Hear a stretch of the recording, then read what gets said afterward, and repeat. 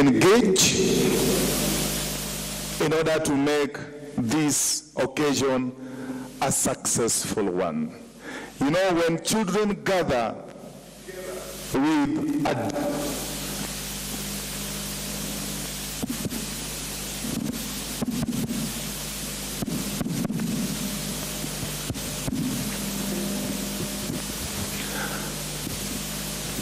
when children gather together with adults, it demonstrates that they're working together.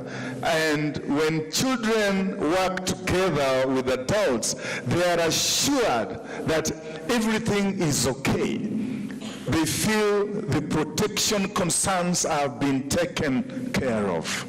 And therefore, this engagement is very fundamental.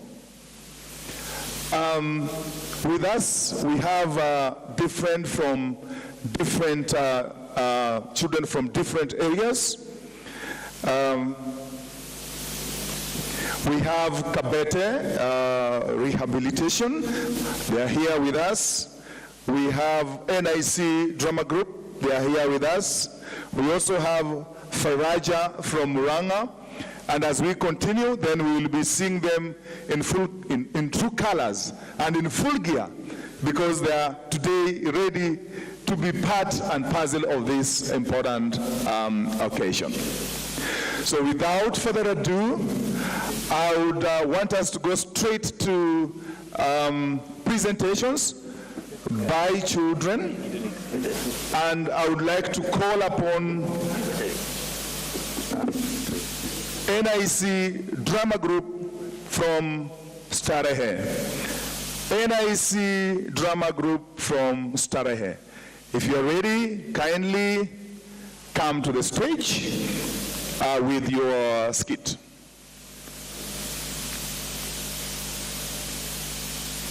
In the meantime, let's have a short recording as they come to stage.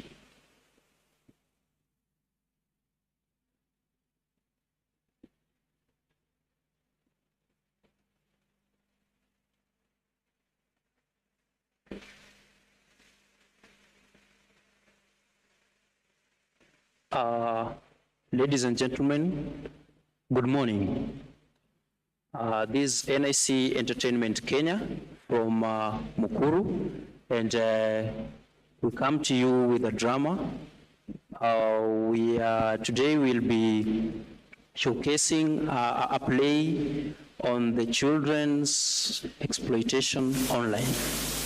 So sit back, relax, and enjoy yourselves. Thank you.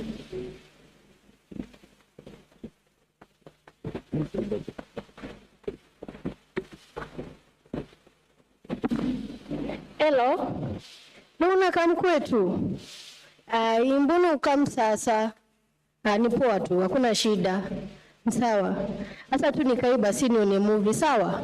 Okay.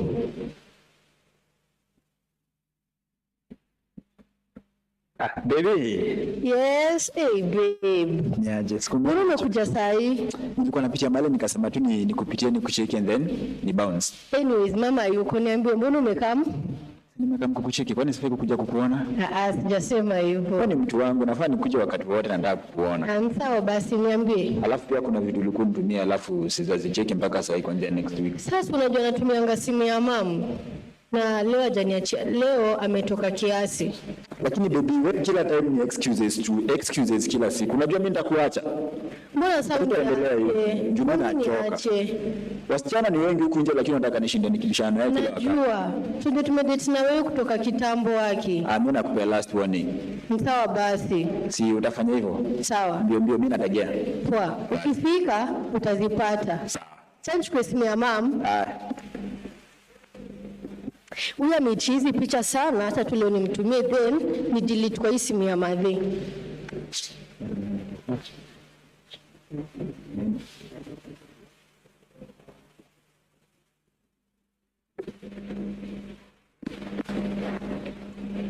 Leo ni ile day kujibamba. Msupa ameweza madhe. Yote ni mali yangu hii. Mr. Mackenzie. Abuda. Ni aje bro? Nakuaje? Uko fiti? Mimi niko fiti. Niko time manze. Long time bana. Ndio manze, unaendeleaje? Mimi niko chonjo. Labda wewe? Long time manze. Mimi niko shughuli hapa pale kungangana na lives unajua tu. Okay. Chuo baby sayane za kuwashamaliza form 4. Bado. Okay. Bado mna push kimoja? Bado tuna push bro. Tunangangana. Si unajua ni chakula yangu sasa siwezi. Okay. Tunaelewa. Hebu nionyeshe proof manze. Hatujafika hapo manze. Hamjafika. Wewe ni mwali wangu lakini si unajua tu hatujafika hapo. Ni sawa bana lakini unajua kuna cheki bro. Mali. Ni fei. Ni yeye bro. Ya. Wewe ulilalisha bro. Mimi mdema ameweza. Otherwise mimi niko fiti. Sasa unajua nilikuwa hata nakupitia ndio twende ile shughuli yetu. Hata mimi nilikuwa natoka acha njoo stuff and then tu. Alafu nisaidie phone yako nipigie huo msee tunaenda. Hii simu sidhani hata niko na credit but ni confirm. Najua ni poa. Kuna 3 baby hivi sio kaita kuokolea. Hiyo iko sawa. Sawa, hebu acha acha mchukue kitu hapa nikamtishie. Sawa. Haya. Makenzi leo ndiye atajua jui. Yeye na upei wake. Hizi picha nataka kujitumia hizi. Acha ni washow. What? Yaani Fei ameweza zaidi. Wa. Huyu ni Fei. Acha nijisukumie. Makenzi? Tunaweza vuka sasa. Ushampata? Huyu msee hata nimempigia kwa mteja. Haina mambo, tamjaribu huko mbele. Sawa. Acha twende tumtafute manual. Sivyo? Lakini naona live si mbaya saidi yako. Nimecheki Fei ameweza. Usiende kutangaza. Hello. Nishafika kwa nyumba basi kama. Kai ukuji tena. Sasa mbona? Utaka msa ngapi? Ni sawa basi.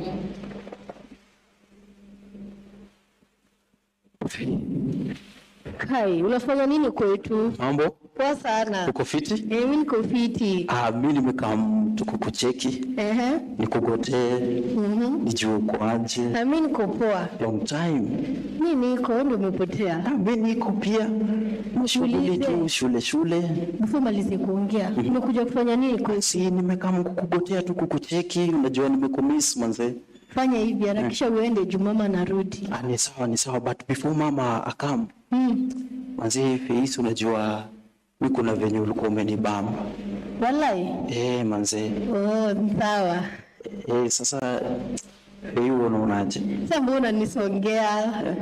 Songa huko. Unacheki mimi umeweza tunaweza kufanya kitu pamoja Fei. Hapana. Acha hizo Fei. I know. No.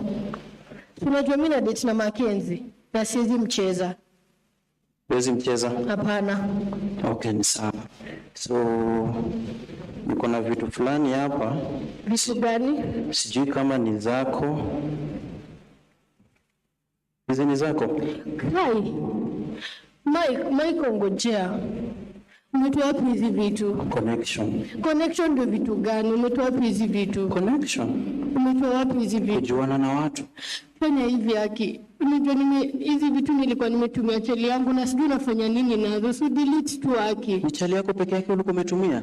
Na mimi nafanyia nini? Mimi sijui nafanyia nini haki, so delete tu haki na shida. Mbona? Fei manze unajua. Tafadhali nakubeg delete tu please. Tafadhali na hata mimi nakubeg please. Hata usibegiane tafadhali delete. Tafadhali nipe tu please.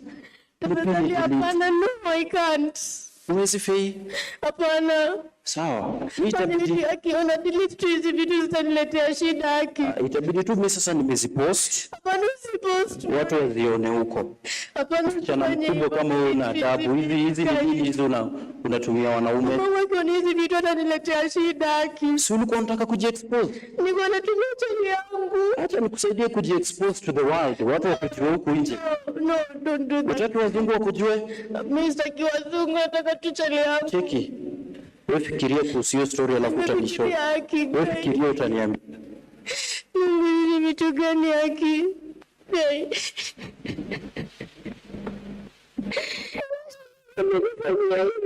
Nafanya nini haki? Mama wakipata hizi vitu kwa simu. crying. Lucy, what's happening? Crying, Mom. Why are you crying? What's wrong? Imagine, akiogopa vijana. Pole, niambie, what's happening? Imagine, hata nashindwa ku-explain. What is it? You can trust me, just tell me. Nilikuwa, unajua chali yangu. Chali yangu aliniambia. Sorry, calm down, please. Chali yangu aliniambia nimtumie picha. Sasa mimi nikachukua simu ya mother nikamtumia. Wow. Sasa Ilikuwa picha gani? That? You know that is wrong. You're not supposed to expose your body to anyone. Nilikuwa nataka kumuonyesha love. Kuonesha mtu love doesn't mean you need to expose yourself to them or to do anything. You know, this current age with internet, things can happen online and you can be bullied there and it can be used to exploit you. Do you know that? Yes, so what will I do? You see, the organizations that have been put there to help children who are facing such kind of challenges, when such a thing happens, don't allow someone to take advantage of you because you are young. You should report it to the nearest police station, to the chief, or you can even call 116, okay? Okay, Yeah, so let's go to the police station and report this case. Take my mother's phone. Okay. But my mother will kill me today. Don't worry. Utamwambia? Sitamwambia. So, Yeah, so let's stop online child exploitation. And remember, when someone comes to you reporting such kind of incidences, be there to help them, listen to them, and give a solution to them. Thank you.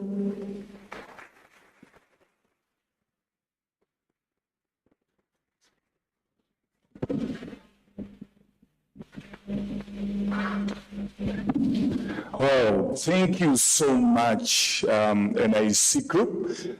A wonderful script, and we need to give them a round of applause. I think they deserve a better round of applause, and I will teach you how to do it. So I will count. When I say 1, 2, 3, you do the clap. 1, 2, 3. You clap 3 times. Okay, let's try. 1, wait. 1, 2, 3. Tu kwende. Okay, wait. Now that was just testing. So once I start, we are doing it with vigor, okay? And then when I say funga, you stop. But between the first clap and the last clap of funga, I will say very many things inside. Don't worry about those things. Your role is to clap. Are you ready? Let's go. 1, 2, 3. Tukonde. Sengena. Tu sengena. 1 to sengena. 2 to sengena. Sengena. Tu sengena. Thank you. That was very informative, and we can see online bullying is something that is very alive in our society. And it has just been demonstrated that we can stop it. And we have a role, both as parents, a role both as adults, and also as children. So at this point in time, I want to invite Kabete Rehab to come and present their skit or the play that they have prepared for us. Kabete?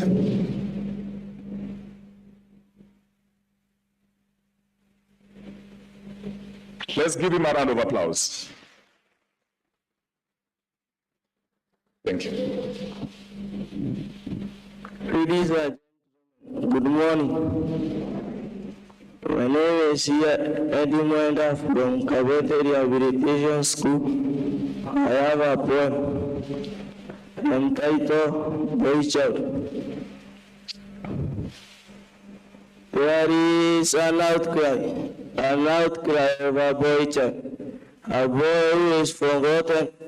We will rescue him. The boy needs attention, guidance, and care. He needs to be modern, to be a man of integrity and honor, full of inspiration. The boy turns to drug abuse and other vices, seeking for relevance. Without responsible voice, no responsible fathers or leaders. In young men, we have Obama, Malala, Mutunda, and other great men. Fathers, take full responsibility of the boy child, for he is the backbone of life. Thank you.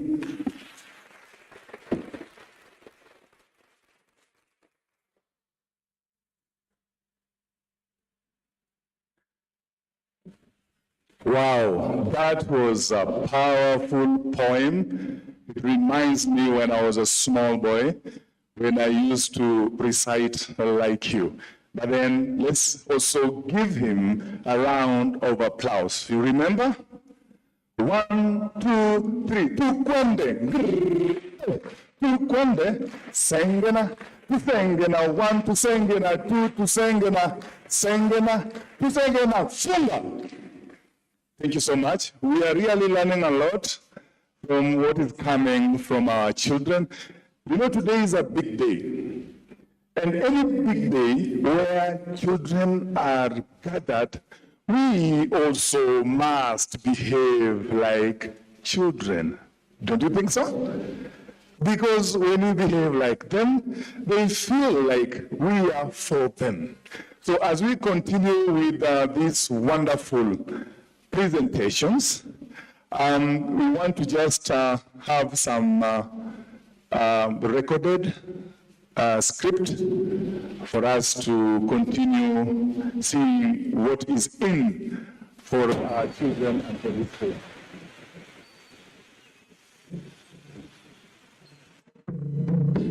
Niliweza kuchukuliwa niko katika darasa la kwanza. Nilichukuliwa kama vile babangu aliweza kuaga, ndio nikapata nafasi katika kanisa.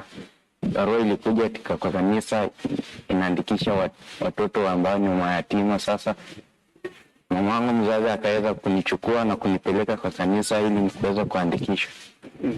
Sasa vile niliweza kuandikishwa, nilisoma katika darasa la pili, wakakuja kunichukua nikaenda kuishi kule. Nilienda kuishi kule, niliishi kule miaka 7. Alafu vile kwa huko nyumbani, kwa sababu ya mimi kwenda kuishi kule, maisha yalikuwa magumu. Hata kupata lishe na mavazi yalikuwa magumu. Ndio wakaona kama vile babangu aliweza kuaga, ndio nikapata nafasi katika kanisa. Barua ilikuja kwa kanisa inaandikisha watoto ambao ni mayatima. Sasa mamangu mzazi akaweza kunichukua na kunipeleka kwa kanisa ili niweze kuandikishwa. Sasa vile niliweza kuandikishwa, nilisonga katika darasa la pili, wakakuja kunichukua nikaenda kuishi kule. Vile nilienda kuishi kule, niliishi kule miaka 7. Alafu vile kwa huko nyumbani, kwa sababu ya mimi kwenda kuishi kule, maisha yalikuwa magumu. Hata kupata lishe na mavazi yalikuwa magumu. Juu wakaona acha mimi niende niweze kusomea kule. Vile niliweza kusomea kule, nilikuwa napata mahitaji yenye kwa kiwango cha juu kuliko yenye nilikuwa napitia sasa hivi. Yale maisha yenye nilikuwa napitia na yenye nilikuwa napitia kama niko kule, maisha yenye nilikuwa kule yalikuwa maisha mazuri kuliko yenye nilikuwa nimetoka. Mimi niendelea kukaa kule nikisoma. Nilienda kukaa niko darasa la pili, nikasoma darasa la pili vizuri. Nikaenda ya 3 vizuri, ya 4 vizuri. Na kila tulipofunga tulikuwa tunarudi huku tunarudi nyumbani angalau wametupigia bajeti ya kuweza kutulisha kwa likizo yenye tulikuwa tumekuja. Nilichukulia kama ningali mdogo sana, kama niko darasa la pili, nikapelekwa kule Kakamega. Na sikuwa najua kumbe kulikuwa na shirika kama hili, lakini vile nilifika huko nilipata wenzangu wakiwa huko hivyo. Venye nilikuwa nyumbani, maisha ilikuwa sio ngumu na sio rahisi. Yaani maisha ilikuwa katikati. Tena huku nyumbani ungepata viatu vizuri vya kuendea shuleni kwa sababu mzazi angejiweza kununua viatu mzuri ya kuendea shule. Huko unapata uniform, sare ya shule vizuri. Lakini vile nilienda huko nikapata viatu, vitabu na sare za shule zote. Sasa vile nilifika class 8 tukaambiwa ati kuna kitu inaitwa family caring. Hiyo ati tunaenda kuishi nyumbani. Sasa nikashangaa, nimezoea maisha ya boarding au kama sindaenda tena nyumbani. Lakini tukaambiwa inabidi tumeenda. Sasa tukakuja nyumbani, tukaanza kusapotiwa kama familia. Sistangu akasapotiwa, akasomeshwa kuanzia form 3 hadi form 4. Dadangu akalipiwa mechanic, juu alikuwa anasoma mechanic, akalipiwa mechanic, akasomea. Mimi nikaanza kulipiwa kuanzia form 3, kuanzia form 1 hadi pale niko sasa form 3. Niko na watoto 5. Mtoto wangu wa kwanza ni David Hussein. Bila alifanya class 8. Dorcas kama alikuwa amechukuliwa kwa mradi. Akafanya class 8, nataka kumpeleka mechanic. Walinisaidia pesa, nikauza nguruwe, nikaongezea, akaenda mechanic. Msichana wa pili anaitwa Dorcas Fani Sinyangasi. Akaenda anditi. Akaingia shule ya anditi form 3. Wakaanza kuishi huko. Nikasema, hii maisha nitaweza kweli? Mungu unisaidie. Mradi ikanisaidia pesa. Nikaenda nikalipa. Mimi nikauza nguruwe 2, tena nikaenda kuongezea. Huyu mtoko Dorcas bila aliingia form 1, huyu analipiwa pesa yote.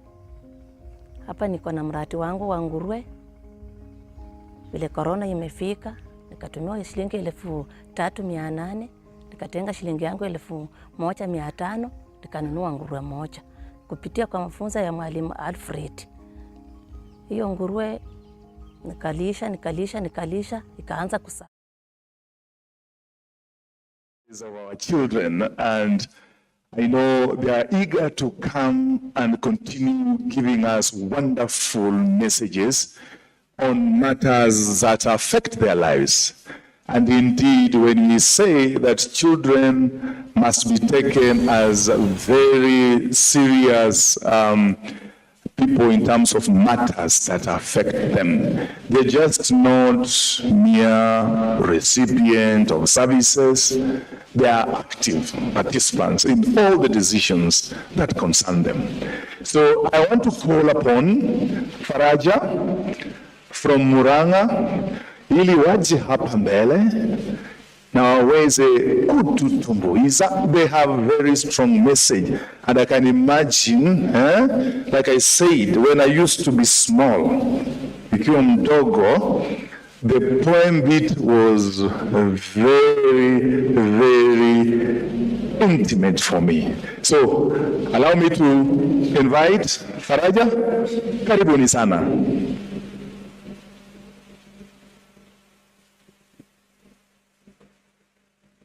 Tuwapatie makofi wanapokuja jukwani. Karibuni sana.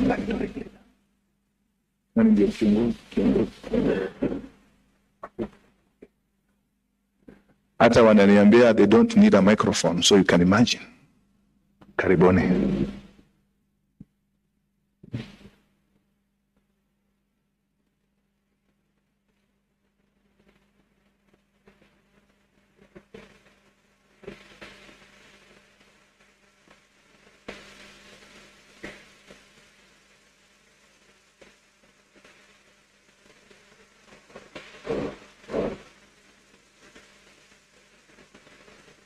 Welcome. Our admission to Home Care Foundation, delighted you are when inducted. Our heart of fulfilling hope, a ray of hope should be set upon our midst. Misery that is so victim of inspiration. No family to come for comfort, no parents to come for mercy. Hard life because it, tough life within. Most people pray the past rock sin. At this foundation, we were started.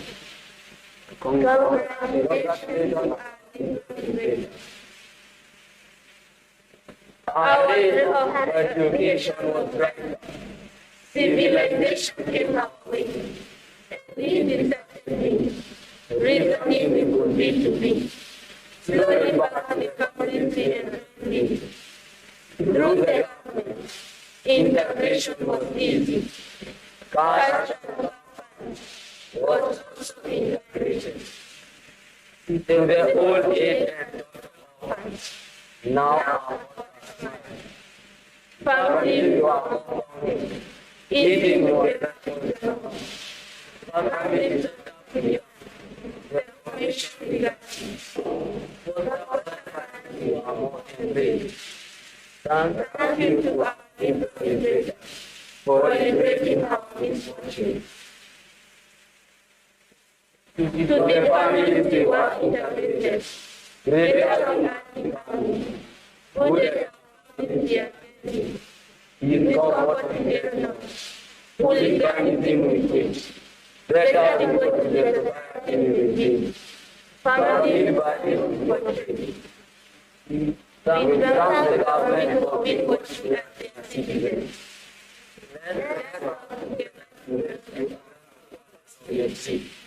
Let's unite our families and meet them.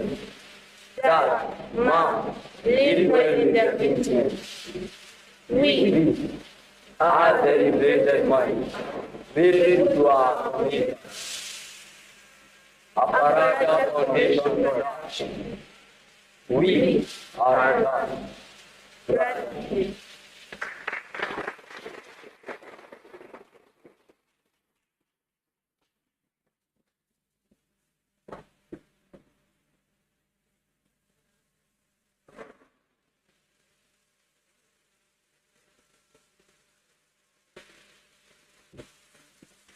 Thank you very much, Faraja.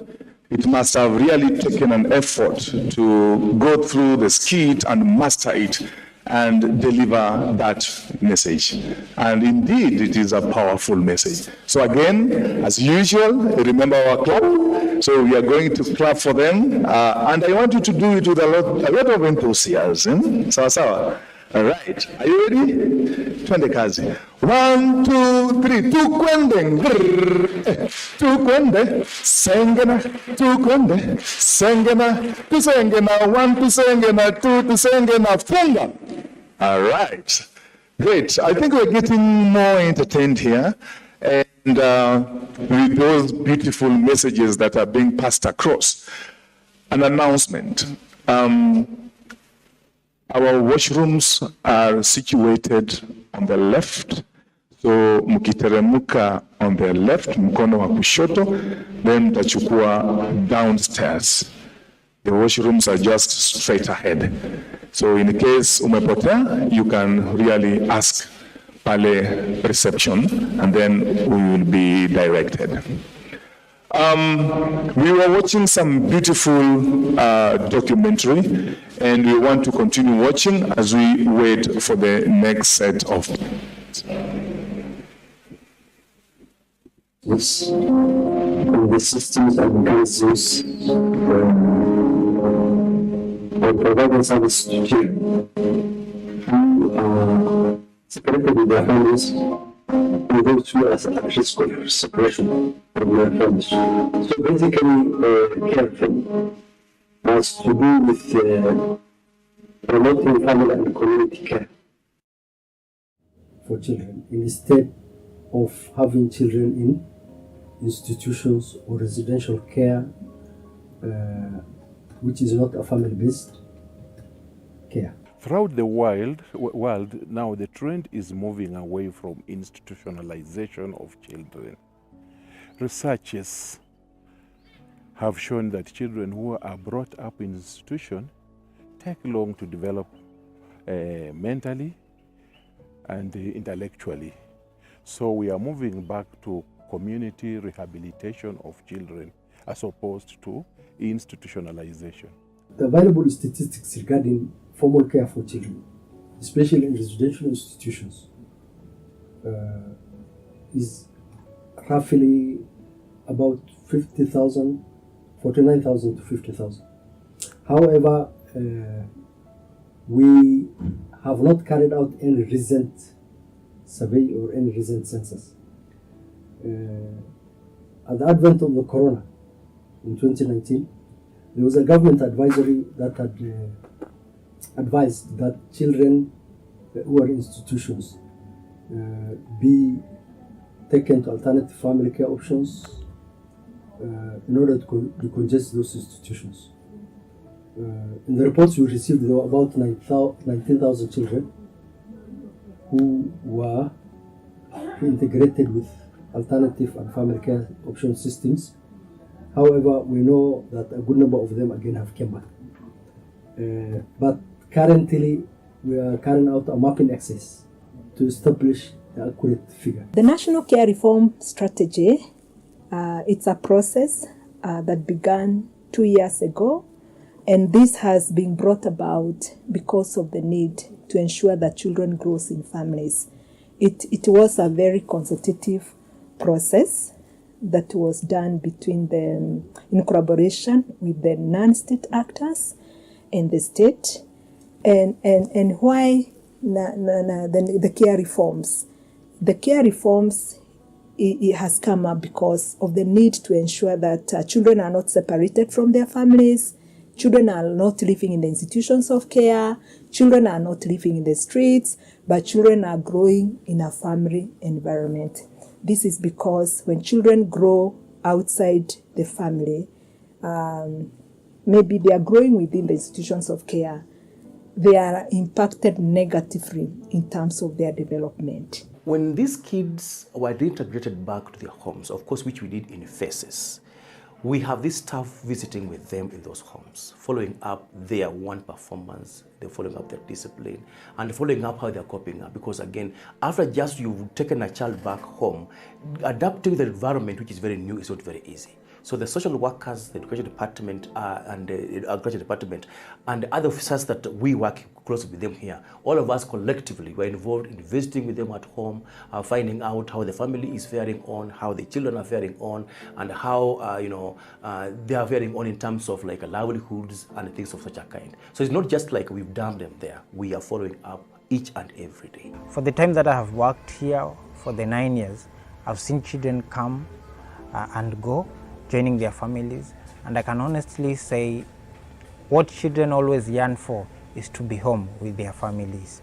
And I've seen cases where children are here, but by the time you're able to trace their families, no matter how poor they are, you feel like they are very excited, they're very happy to have people that they can associate with. We've had challenges in supporting kids in their home because we have our social workers who will visit them at home, doing monitoring and evaluation once we are done reunification and reintegration.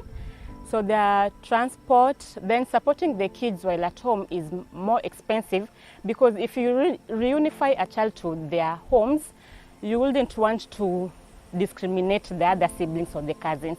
So you'll have to offer both the beneficiary child and the other family at large. So my recommendation is that let's look at where children homes and the CCIs or the CCI concept began in Kenya.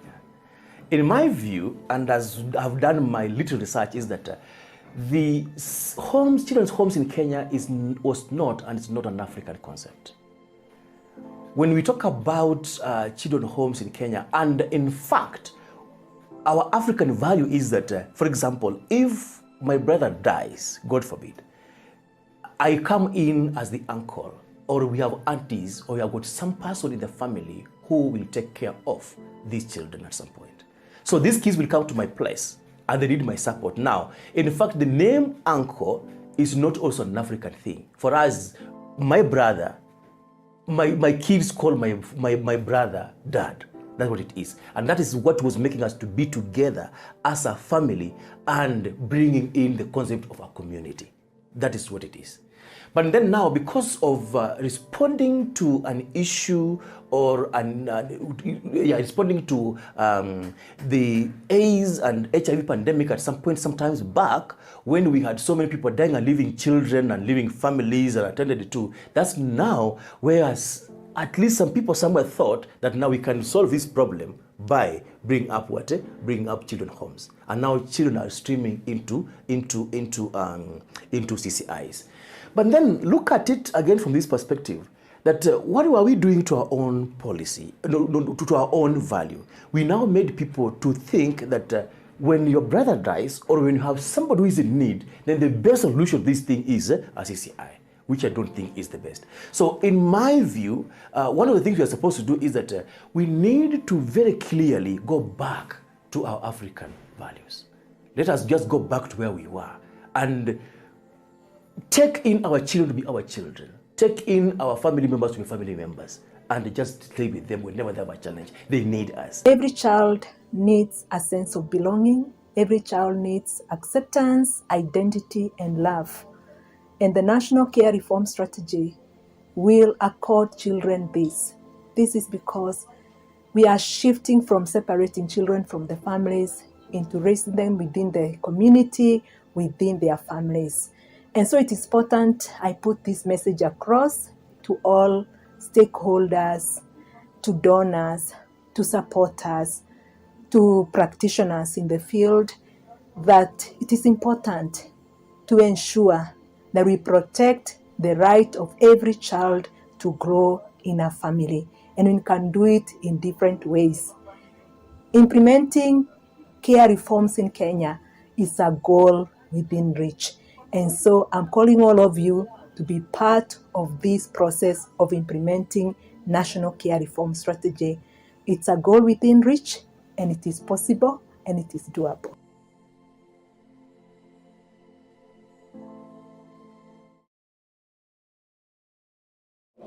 That is a very powerful documentary. And from where I stand, I can hear what we are called upon to do, that everything is possible. And when you are looking at care, it is everybody's responsibility. So everybody is called upon to do his or her duty. I just want to confirm whether we are together. If you can hear me once, put your right hand up. If you can hear me once, put your left hand up. Thank you. I can see we are together.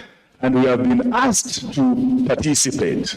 So I want you to participate from where you are sitting. You are not going to do much, you are just going to participate, okay? And we are going to participate together, because this launch is our launch. And as we launch, we want to make sure that we are together just like the way we did. Okay? Just like the way we did. So this is what we are going to do.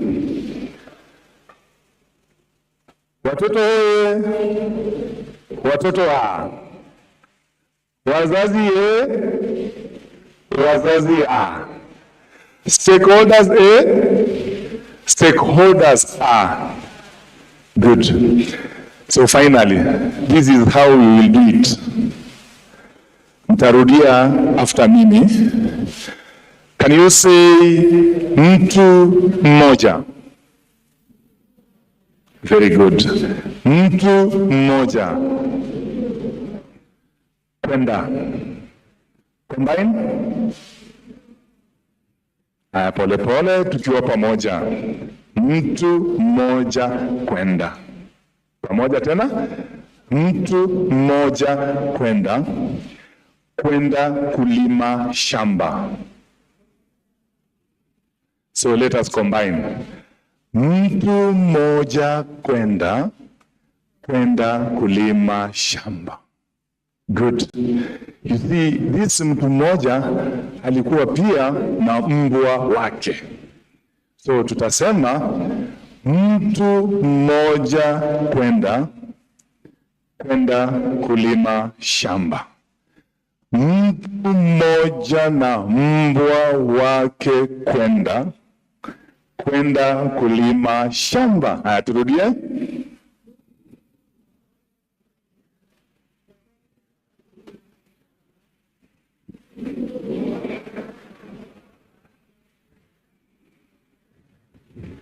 Very good. Jipatieni makofi. Mchakato umeanza. Sasa tunataka kuenda watu wangapi? Lakini nataka mzingatie ngeli. Ni watu wawili ama ni mtu wawili? Thank you. So tutaongezea watu. Sawa sawa. Haya, twende pamoja. Tuko tayari? Twende kazi. Mtu mmoja kwenda.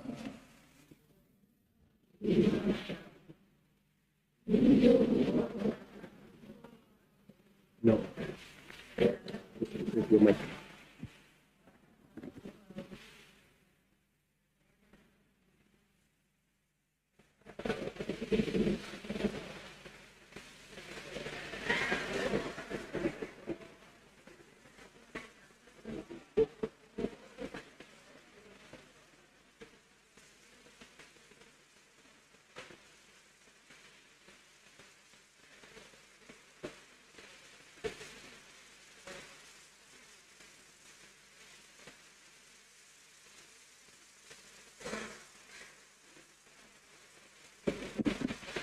Tunaendelea.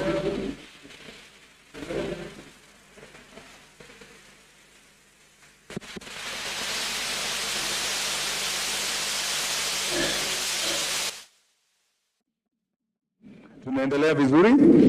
Okay. So let's start. Mtu mmoja kwenda kulima shamba. Mtu mmoja na mbwa wake kwenda kulima shamba. Watu wawili kwenda kulima shamba. Watu wawili, mtu mmoja na mbwa wake kwenda kulima shamba. Watu watatu kwenda kulima shamba. Watu watatu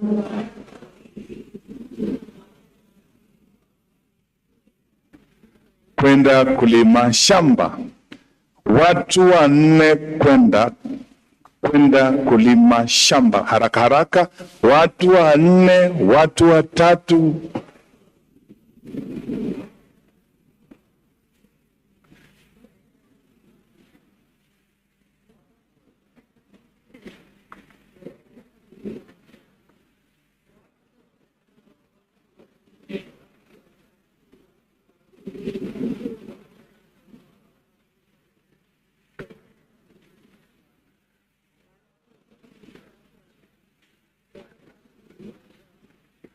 Watu wa sita, watu watano, watu wanne, watu watatu, watu wawili, mtu mmoja na mbwa wake kwenda kulima shamba.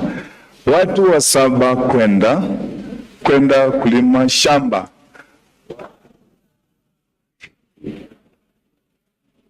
Zingatia ngeli.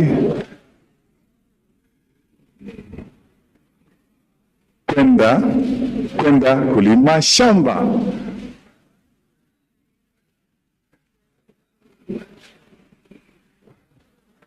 Watu saba, watu sita, watu wanne.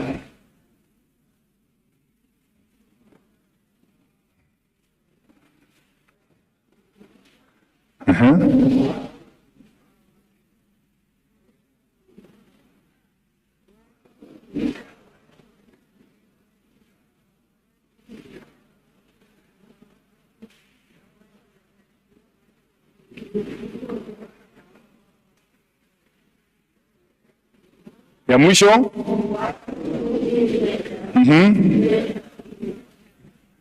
Watu 10, watu 8, watu 6,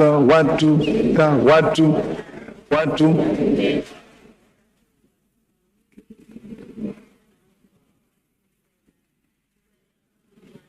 Wow, wonderful. Jipatieni makofi. So hiyo ni dhihirisho tosha ya kwamba tuko pamoja in this launch, and we therefore continue asking for participation. So at this point in time, I now want to call upon NIC so that they can come back and give us something hotter. Karibuni. Let's give them a round of applause as they come.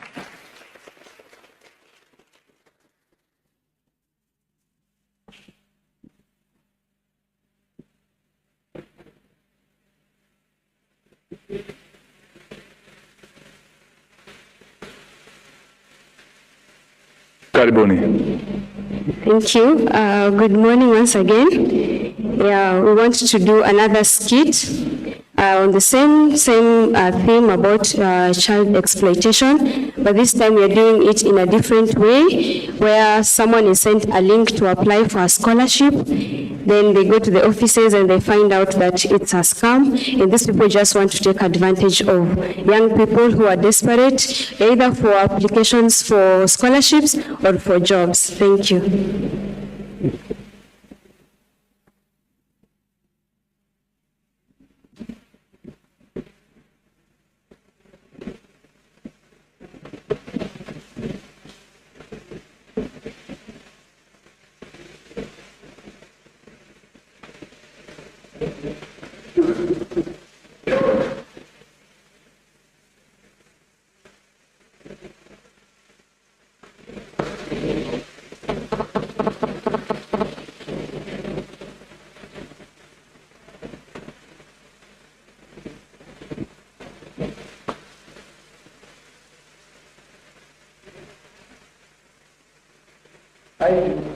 Hi, bro. I'm fine.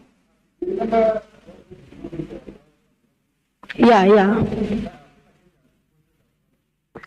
A scholarship. Okay. Okay. Sawa. Okay, I'm waiting.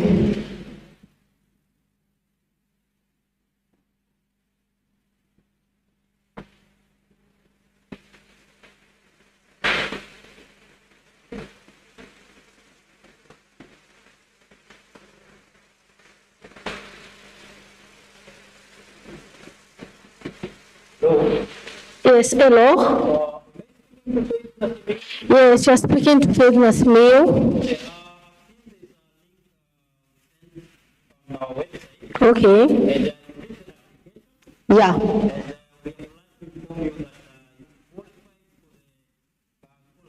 Really? Okay. Tomorrow at what time? Okay. 2,500? Yeah. Okay.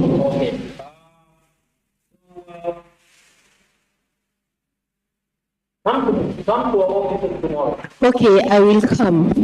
Thank you.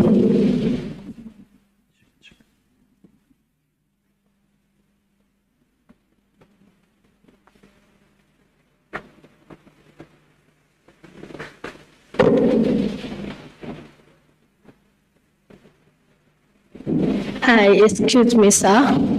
Hello. Hello. How are you? I'm fine. So you're the Faith Nasimiu? Yes, I'm Faith Nasimiu. Okay, so I'm glad to inform you that you've qualified for the scholarship. Thank you. Yes. And you were supposed to come with a service fee of 2,500. No, I don't have the 2,500 right now. But you've come for the job? Yes, for the scholarship. for the scholarship. Yes. So how do you expect me to give you the scholarship without the 2,500? So you help me, then I will pay the money later. Okay, how should I help you then? So you can just help me, like I do some other time. Okay, the requirement was that you were supposed to come with 2,500. I know, but right now I don't have the money.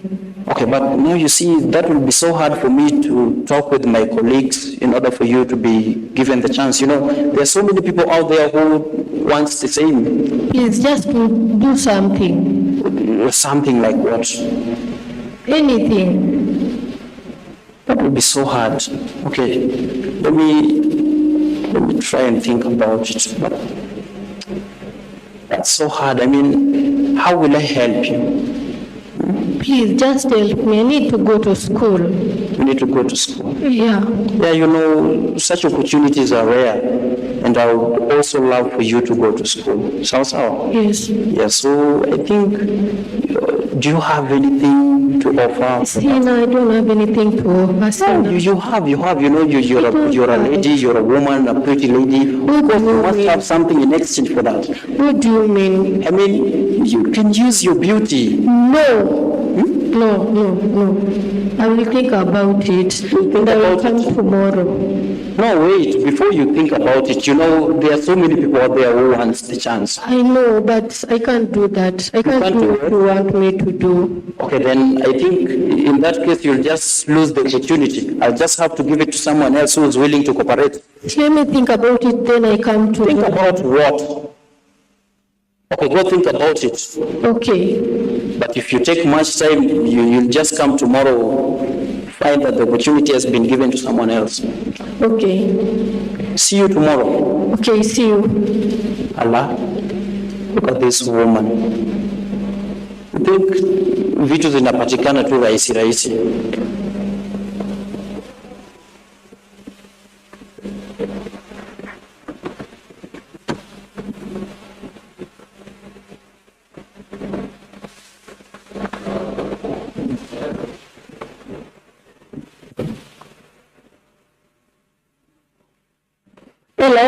Hello, who am I speaking to? You're speaking to Faith. I need some help. Okay, what is it? I need some help. Okay, can I send you my details to visit me at my office? Okay.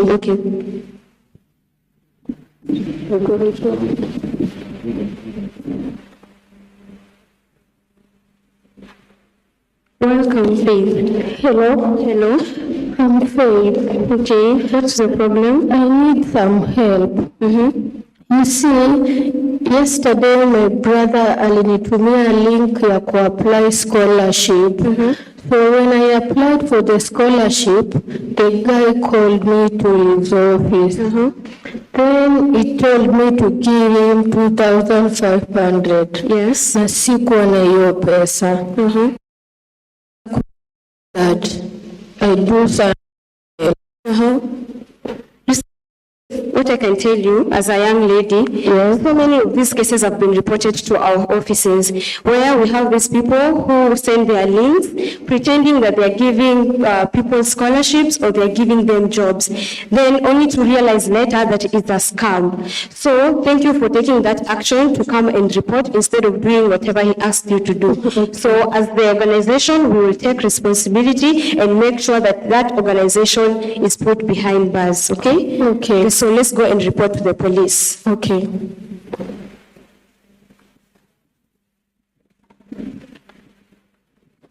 Mr. Officer, what you are harassing children? No, what is this? You are harassing children. No, you know my rights. Which rights? Huh? You're with children. No, which children? You've been reported. What and children are you talking about, Mr. Officer? Hey, sorry for my call. You're the one who has been sending fake links to lie to people that you're giving them scholarships. What link? Yes, we have done our investigation and we found out that it's a lie, and you're doing that just to exploit young girls and young men who are looking for scholarship and jobs. Is it true? Not true. It's true because you have information. There's no link that I've sent to anyone. Okay, what is this? No, that's not me, Mr. Officer. Okay, is this your number? No, that's not my number. You can even call it right now. Call the number. Now, What's that ringing? Huh? Yes. Hamtakuwa mnazoea kufanya hizi vitu mkidanganya watu. Officer, mpeleke ndani. You're going to set us yes. to the rest.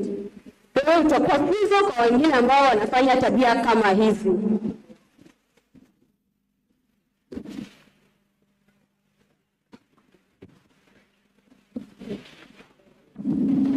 Oh, thank you. Let's give them a round of applause. And this is just a lesson to us. And we need to know that enforcement agencies are there and they are, if we must be responsible for our actions, then somebody is watching us. So tuwapatie kama kawaida, because now that is our standard way of appreciating. Siko sawa? Okay, are you ready? Let's go. 1, 2, 3, tukwende, tukwende, sengena, tukwende, sengena, tukwende na 1 to sengena, 2 to sengena, funga. Thank you. That was so informative. And we will continue to be enlightened on these matters so that we know the right action to take and how to go about it just in case we come across such. So now I want to invite another session where we will be taken through a video. So let's sit back and watch. Welcome.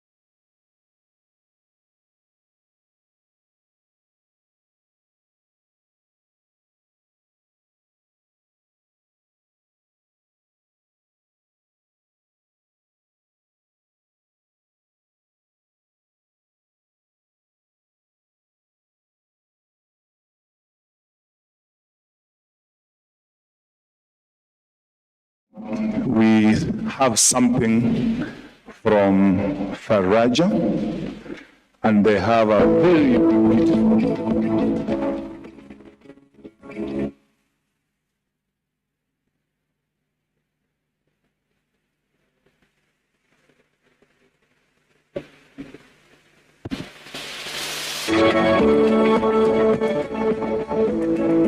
When COVID-19 was announced in Kenya 2020, the children's home was closed, and I decided to go to one of the social workers. I told her that I wanted to go to my grandmother because I felt that that was the best place that I could have learned. She trusted my grandma and brought me to her, and now I'm living with her.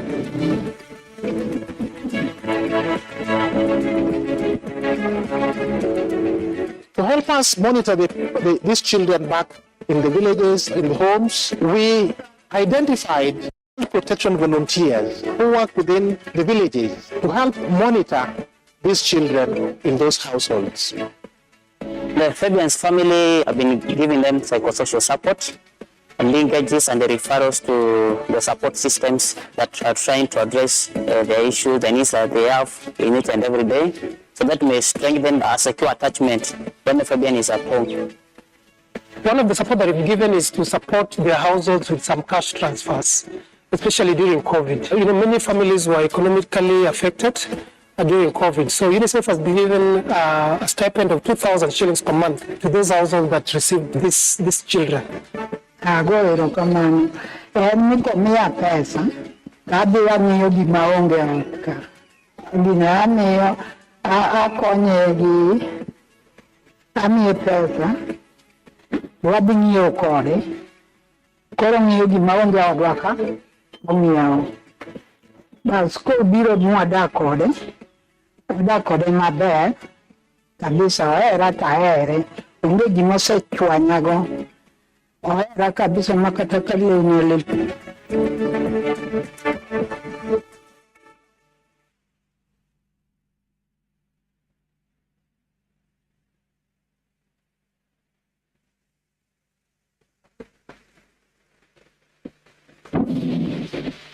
Thank you.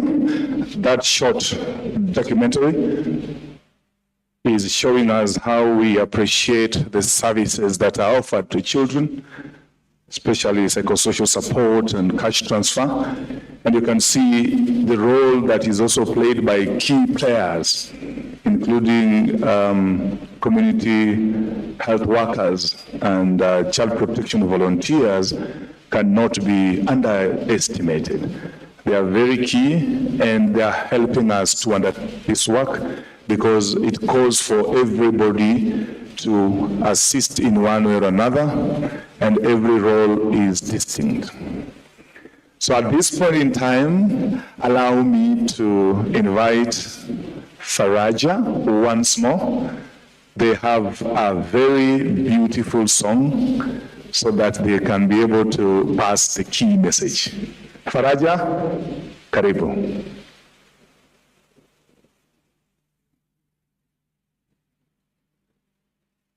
So let's give them a round of applause as they advance to the stage. Asante.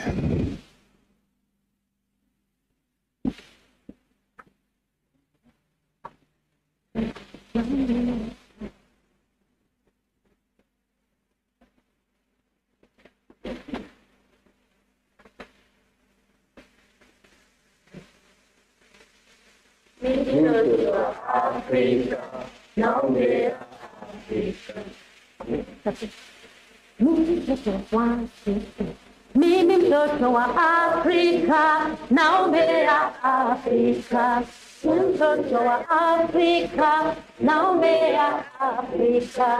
Magonjwa yamezidi, shida yakimaliza. Umaskini na umetusonga sana, Mungu bariki. Bara ya Afrika twakulilia, Bongo wa Afrika umemwaga damu, kinyume na mapenzi ya Mwenyezi Mungu, Muumba wa mbingu, Mungu bariki. Bara ya Afrika twakulilia, Bongo wa Afrika ya viongozi wawe na utumwema, watoe huduma kwa haki na kweli. Mungu bariki. Bara la Afrika twakulilia, Bongo wa Afrika.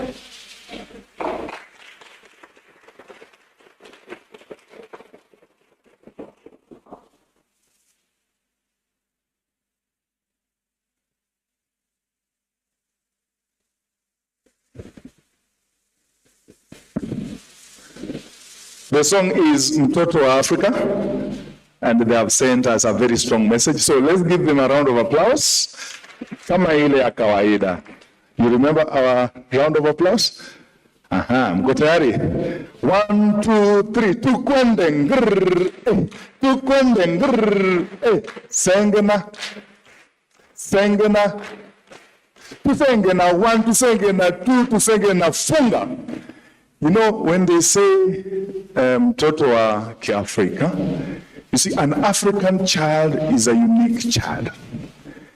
And every time we think of an African child, they also have very unique needs. The situations that an African child is exposed to they're also making an African child more vulnerable.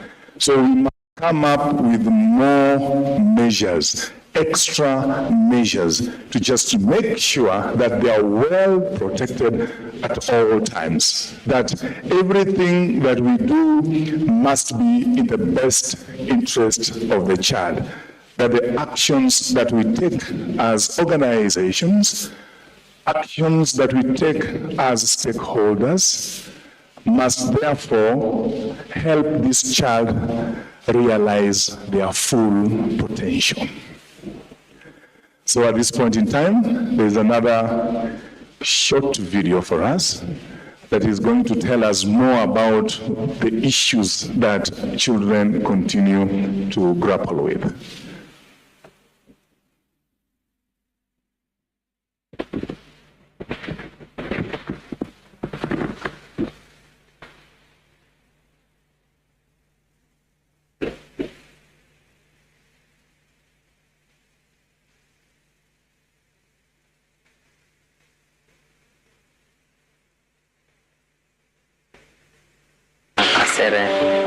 I'm in Kisumu to photograph children who have been reunited with their families from institutional care to family care.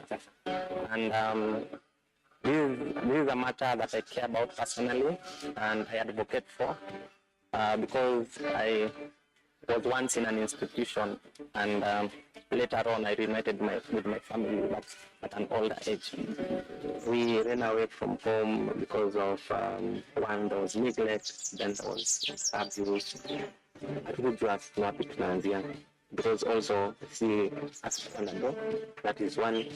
Then secondly, hatukuwa na mali popote tunajua tunaenda kulala, hatukuwa na mtu wote tunajua anaweza kusaidia. Si kwa mtu ya so like ni kama jungle.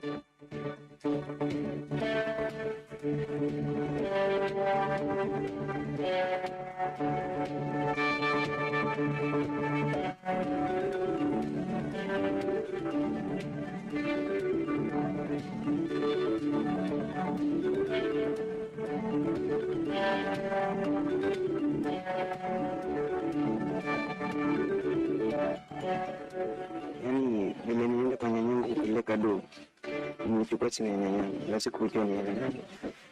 Nikamwambia, kama baba ataingia kwa hii kiti, haitakuwa poa. Iwe itoke before kuja. In institutions where you find we have like 50 or 60 children and you can only find one social worker or one house mother taking care of all these children. Care is special. Care is not grouped and given as a dose to this child and then selected and given to another child. I grew up in an institution like Agape, but what I like about Agape is the model they have for children.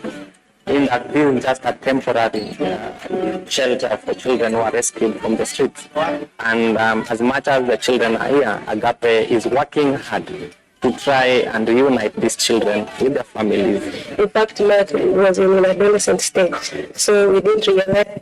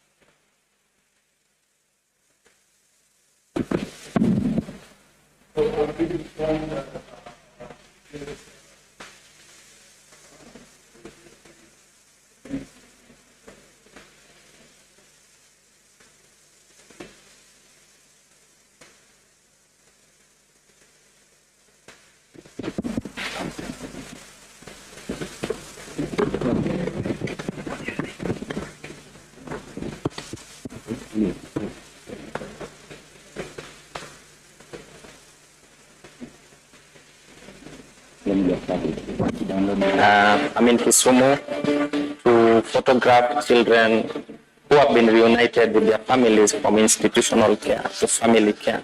And this is a matter that I care about personally and I advocate for because I was once in an institution and later on I reunited with my family at an older age. We ran away from home because of one, there was neglect, then there was abuse. Hatukujua wapi tunaanzia because also hatukuwa na do, that is one.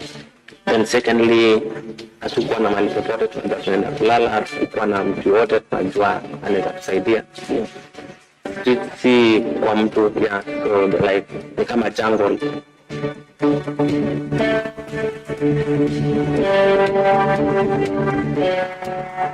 Hello.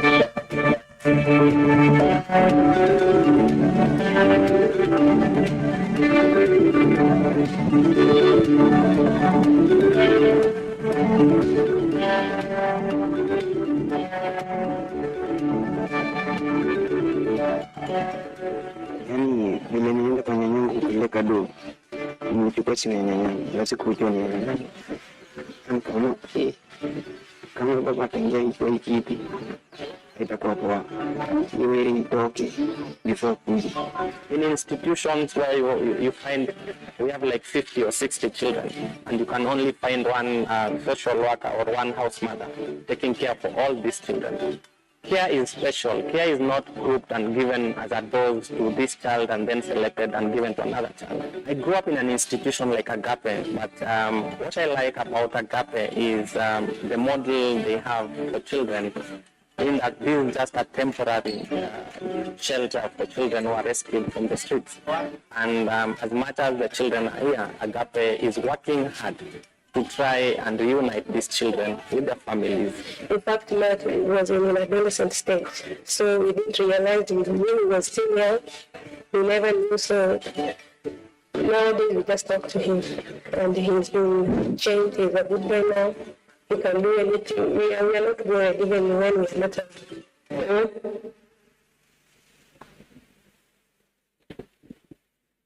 Our guests are in, and any minute from now, we expect them to be with us. So let's get ready, please, and let's welcome them.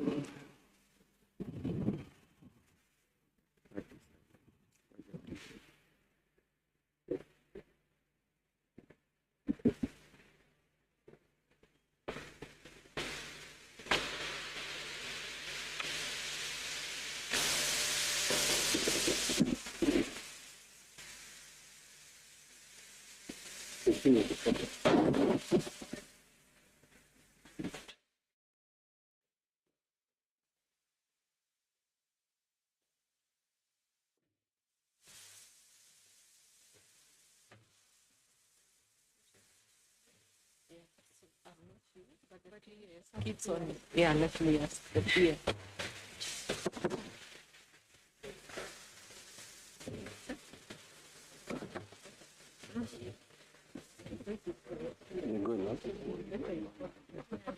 I sent him the one that I sent for before.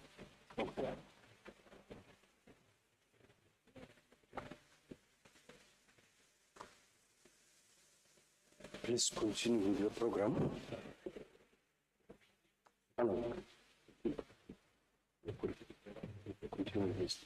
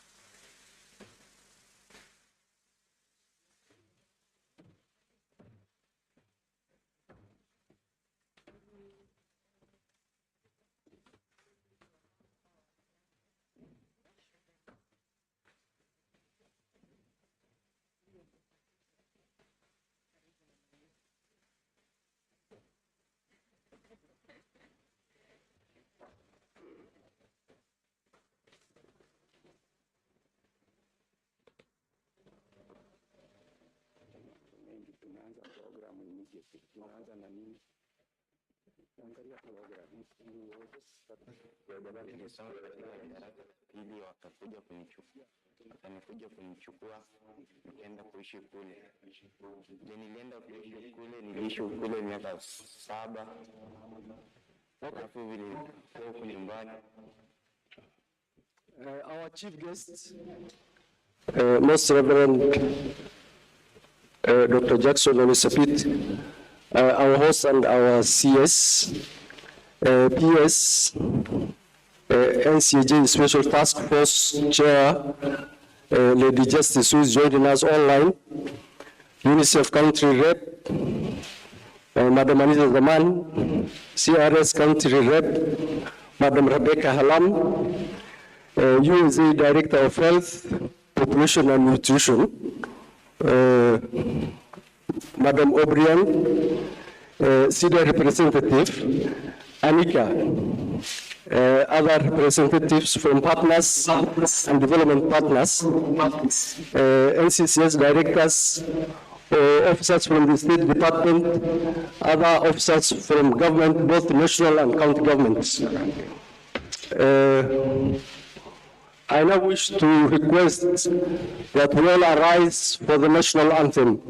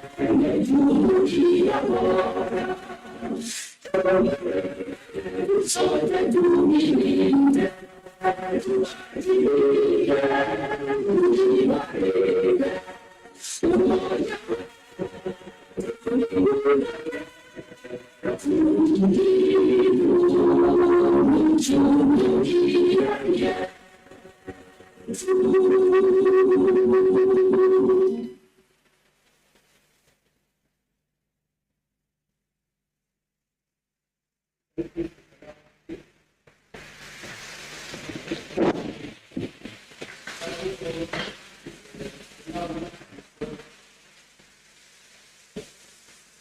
now wish to call Director Bishop Kariuki Njoroge to lead us in the prayers.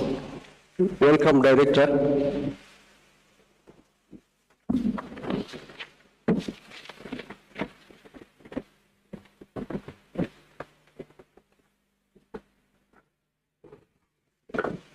Let us all stand for prayer.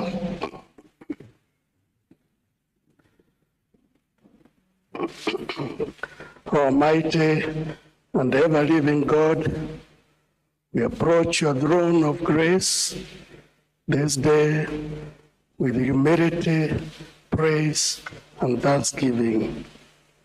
We praise you for this wonderful day that we have congregated here to launch this long-awaited National Care Reform Strategy for the children of Kenya and the National Plan of Action to tackle unright sexual exploitation and abuse. We thank you, our Heavenly Father, for our government led by His Excellency Uhuru Muigai Kenyatta for minding the welfare of the children of Kenya. We also thank you for our Cabinet Secretary, Professor Margaret Kobia, and for our Principal Secretary, Nelson Marwa, for their diligent guidance in the development of this document we're about to launch. May this ceremony bring honor and glory to your name. This we pray in the name of God the Father, God the Son, and God the Holy Spirit.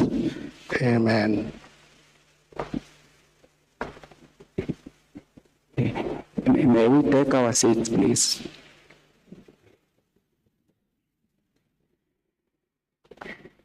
Waziri Professor Kobia, who is the Minister for Public Service, Gender, Senior Citizens, Social Protections and Special Program, our chief guest, the Most Reverend Dr. Jackson Oresapit, development partners, in this particular case led by Mama Manisa Zamani. Ladies and gentlemen, we are going to skip our presentation because we believe most of the speakers will be referring to that presentation, the content of that presentation, in the interest of time. The audience comprises social protection practitioners. You will see all of them are here. Children of this country representatives, 40 states, technical heads of departments from various ministries. And these are the people, Waziri, who have really supported this process. Formed the committee, teamed up with the development partners.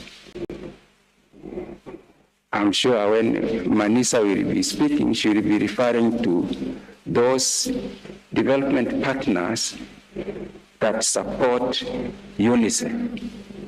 So I deliberately avoided to comment, to refer to them in detail. Waziri, allow us, because I know Waziri will make special reference also to the chief guest. A little bit of his citation. We know him as Kenyans, but today he's here, and Waziri, you will make that comment. May I reserve that for you, Waziri. Allow us, Waziri, to invite a very important guest. They call her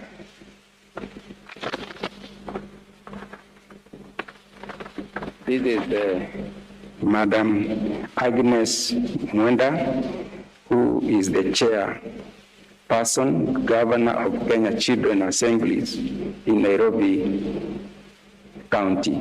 She's the governor waziri, and we wish her well.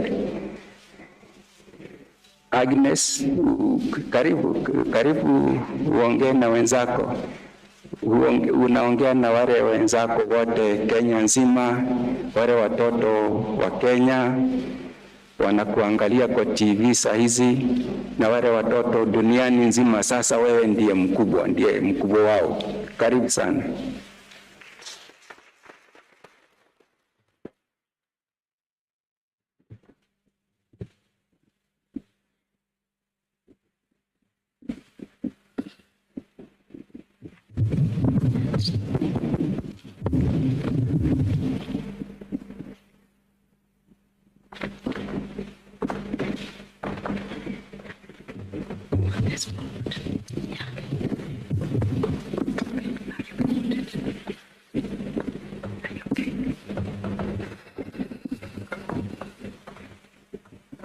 The chief guest, Most Reverend Dr. Jackson Ole Sapit, the Archbishop of the Anglican Church of Kenya, the Cabinet Secretary, Ministry of Public Service, Gender, Senior Citizen Affairs and Special Programs, Prof. Margaret Kobia, the Principal Secretary, Mr. Nelson, NCAJ Chair of Special Task Force on Children Matters, Lady Justice Teresia, UNICEF Country Representative, Ms. Maniza, USAID Deputy Mission Director, Mr. Bat, SIDA Sweden, Head of Development Corporation Kenya Office, Ms. Anika, Country Director, Changing the Way We Care, Ms. Rebecca, representatives from partners, government ministries, departments and agencies, fellow children, distinguished guests, good morning.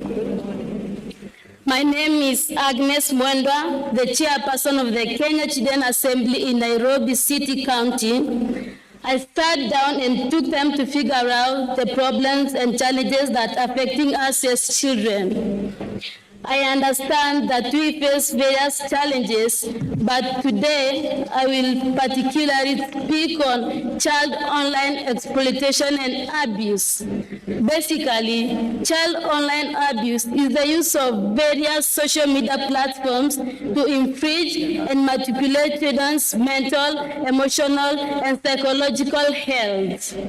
Children need to be given special online protection, which is mainly through equipping them with the necessary information and knowledge on how to serve safely online. Children must fully know and understand how online platforms operate for their own safety. My fellow children, it is important to note that some strangers online are not good, usually as they disguise themselves. Many have different and often bad intentions and objectives while interacting with you on those social media platforms. There are different forms of child online abuse. Allow me to start with what is called solicitation of minor. Solicitation of minor involves engaging in conversation with children where the minor ends up being asked for a physical meeting. The motives of the meeting could be to lure children to commit crimes, engage in sexual activities, or to be kidnapped. These criminals befriend you and establish emotional connections with the aim of mastering your protective instincts in preparation to exploit you. It is truly heartbreaking and annoying to see my fellow children falling into such traps. I urge you all to be careful on considering to physical meeting online strangers without your parent or guardian's consent. The other and most common abuse is cyberbullying. Bullying is a cyber where children or teenagers are harassed, threatened, insulted, teased, or blackmailed by their online predators. Cyberbullies send intimidating posts or false information about their victims on blogs, websites, or social media platforms, aiming to embarrass or humiliate them.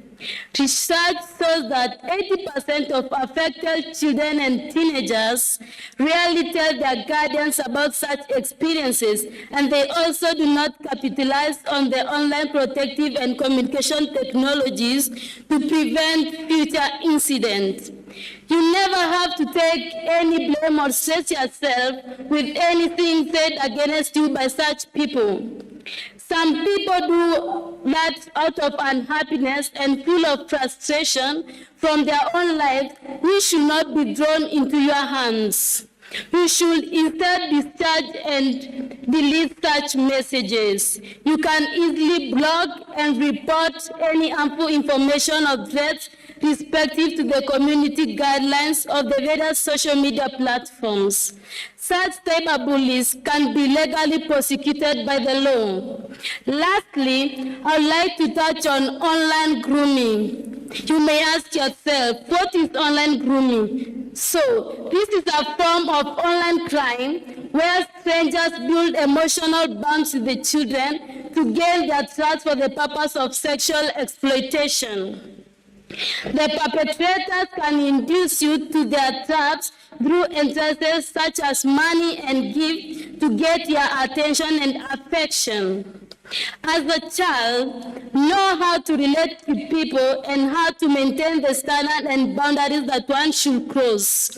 Do not trust strangers with your heart or feeling, for you might end up emotionally, psychologically, or worse, physically damaged.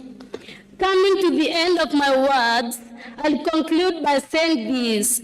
All parents and guardians are responsible for protecting their children from online predators and other forms of child abuse.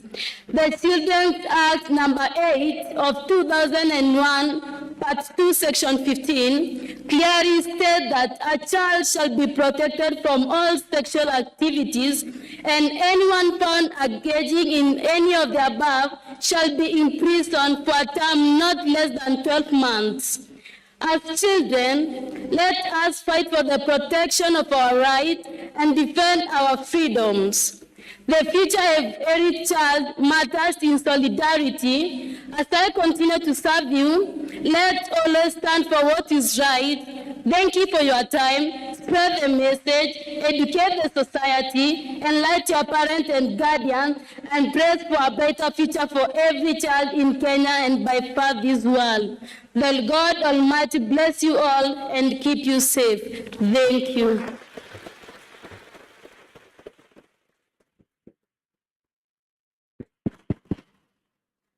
Yeah, that is our typical governor, sindio?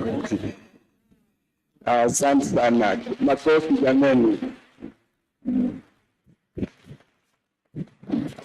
Asante sana Agnes, I'm sure wenzako kule nje wamekufuatilizia vizuri na ni mwelekeo mwema umewapatia.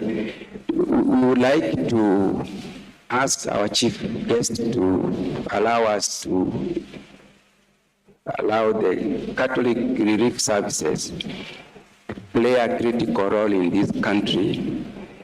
At your level, our chief guest and interaction, I think you've interacted with these organizations many times. They work very closely with the Ministry of Public Service and gender, senior assistance, social protection, and special programs on matters children's protection. They also do respond to emergencies and handle a number of calamities, not just in Kenya, but globally. So today, our chief guest and our CS, we are privileged to have amidst us a powerful speaker, whom through you, chief guest, I would like to invite. Karibu, Madam Rebecca.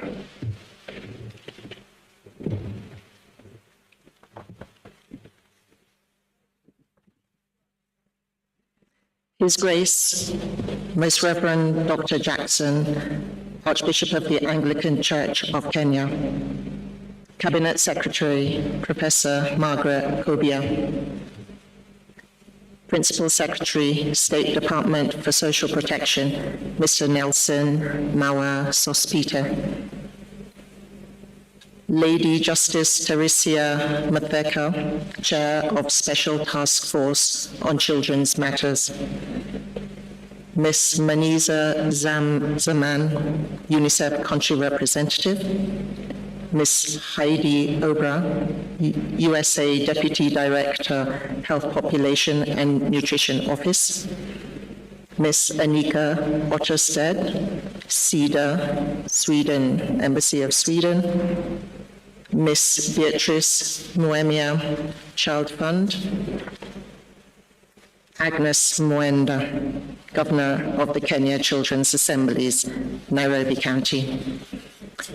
On behalf of Catholic Relief Services Program in Kenya and the Changing the Way We Care initiative, I'm really honored to share a few remarks with you this morning.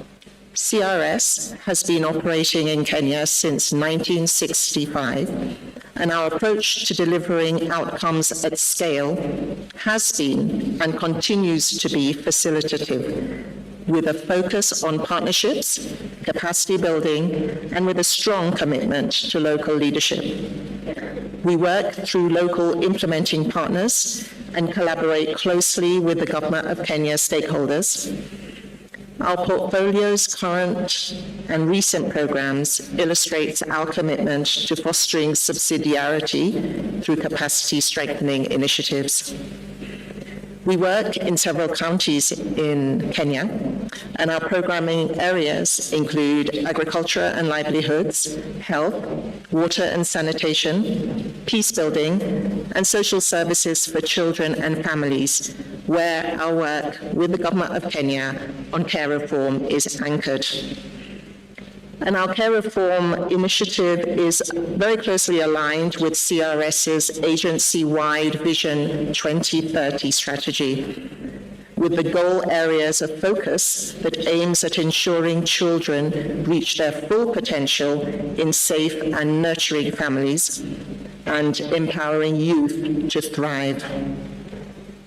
In respect to partnership and collaboration with the government in support for care reform, the Changing the Way We Care Kenya is part of a global initiative funded by MacArthur Foundation, USAID and GHR Foundation, and Morgan Stanley.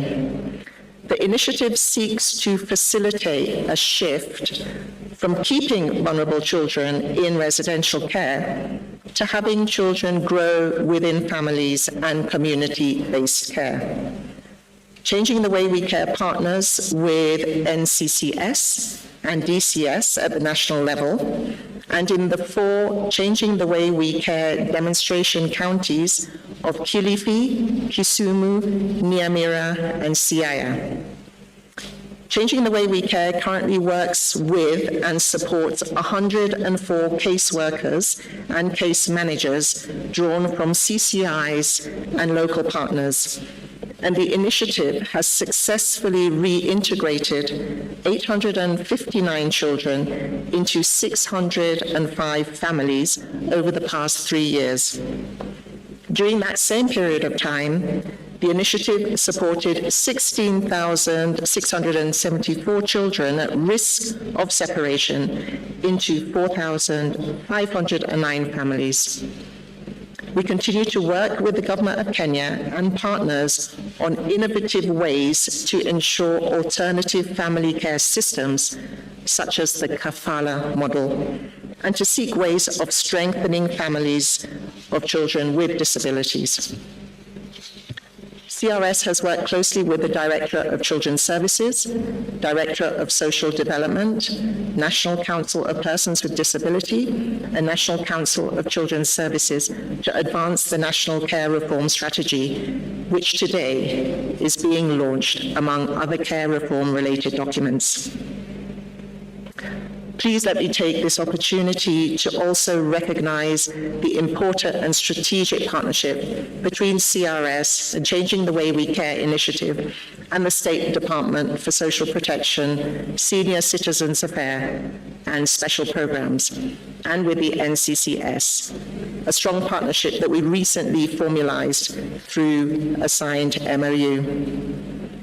CRS recognizes the expertise of many other partners in achieving the care reform agenda in Kenya. Hence, we continue to work and build close collaborations with such as UNICEF, Star Hill Foundation, SOS Children's Villages Kenya, the USAID-funded local primes, organizations of persons with disabilities, religious leaders, CCIs, local partners, and families and their children to deliver safe, nurturing family care for children who are currently in residential care and those at risk of separation. Moving forward, the Changing the Way We Care initiative and CRS commit to continue to collaborate with the Director of Children's Services, Director of Social Development, National Council for Persons with Disability, and the National Council of Children's Services, as well as the various non-state actors, families, children, to support government's efforts aimed at enhancing care reform for children and strengthening families. I thank you for your attention this morning, and it is my pleasure to invite Ms. Beatrice Muenta, Child Fund, to share her remarks. Thank you.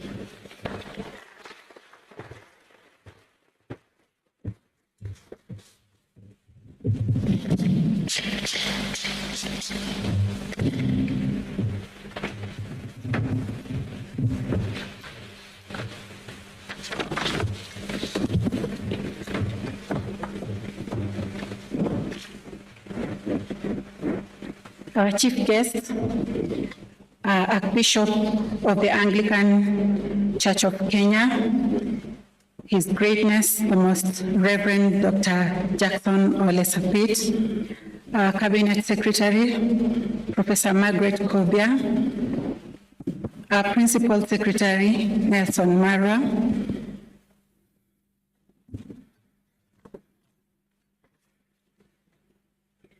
National Council for the Administration of Justice, Chair of Special Task Force on Children Matters, Lady Justice Teresia Mapeka, UNICEF Country Representative, Ms. Maniza Zaman, USAID Deputy Director, Health, Population and Nutrition Office,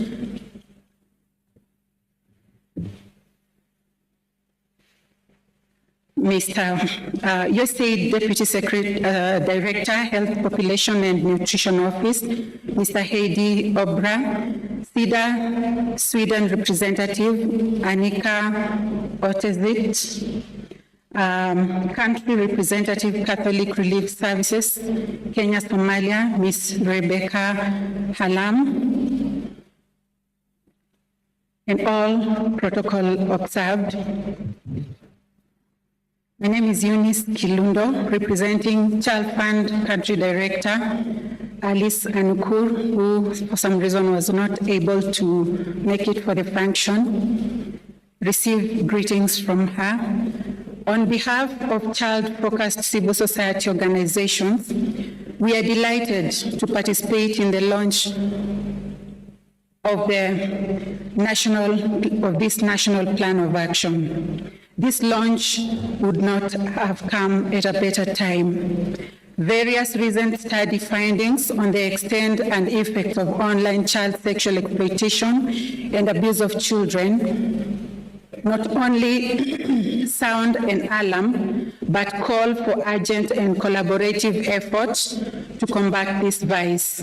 Such studies include the We Protect 2021 Global Threat Assessment, which indicates that online child sexual exploitation and abuse has rapidly increased in Africa, with about 57% of the reports, Southern and Eastern Africa responding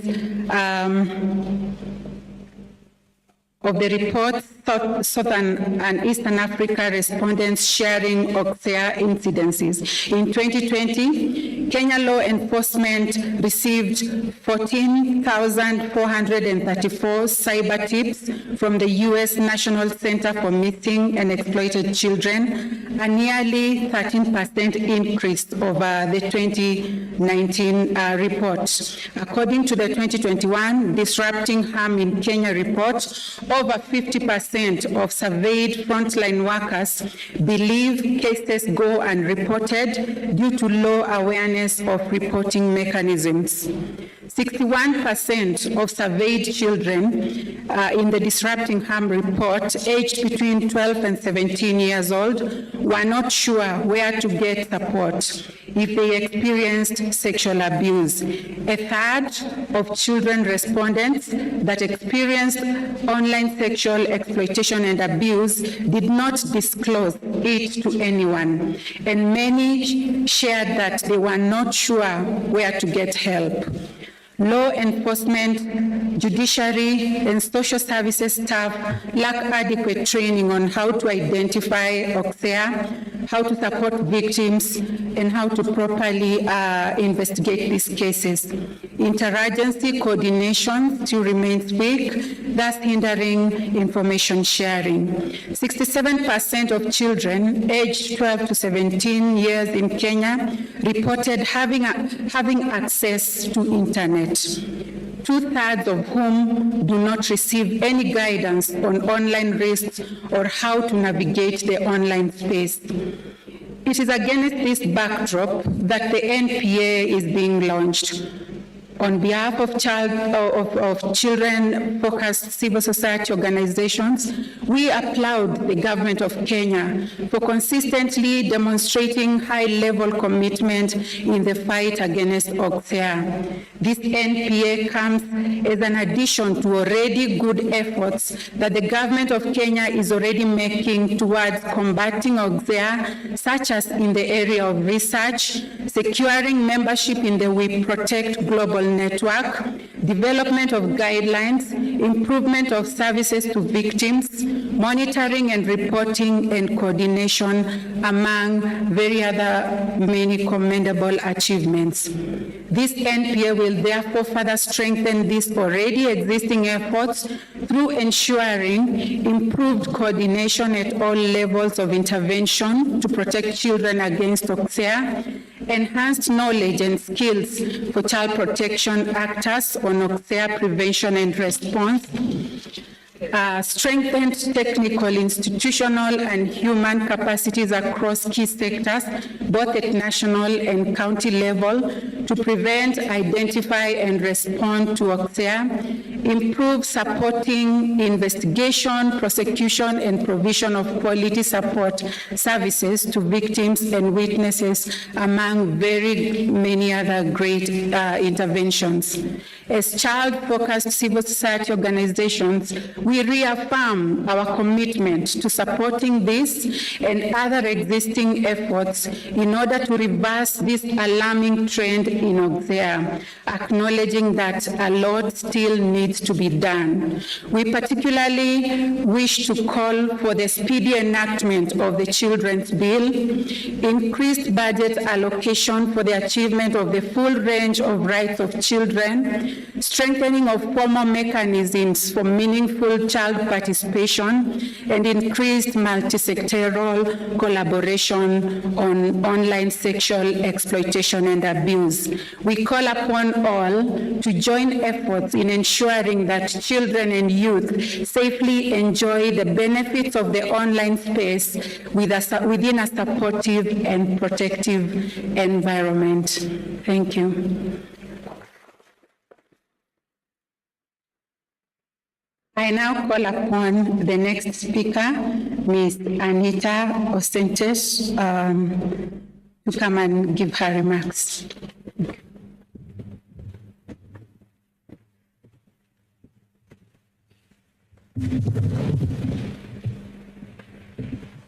Honorable Cabinet Secretary Professor Kovia, Your Grace Reverend Dr. Jackson, all protocols observed, I'm here to represent Sweden and Swedish stand on this issue. As we all here understand, the protection of children and the protection of children's rights is fundamental if we want to see a peaceful, democratic development, an inclusive development of any country.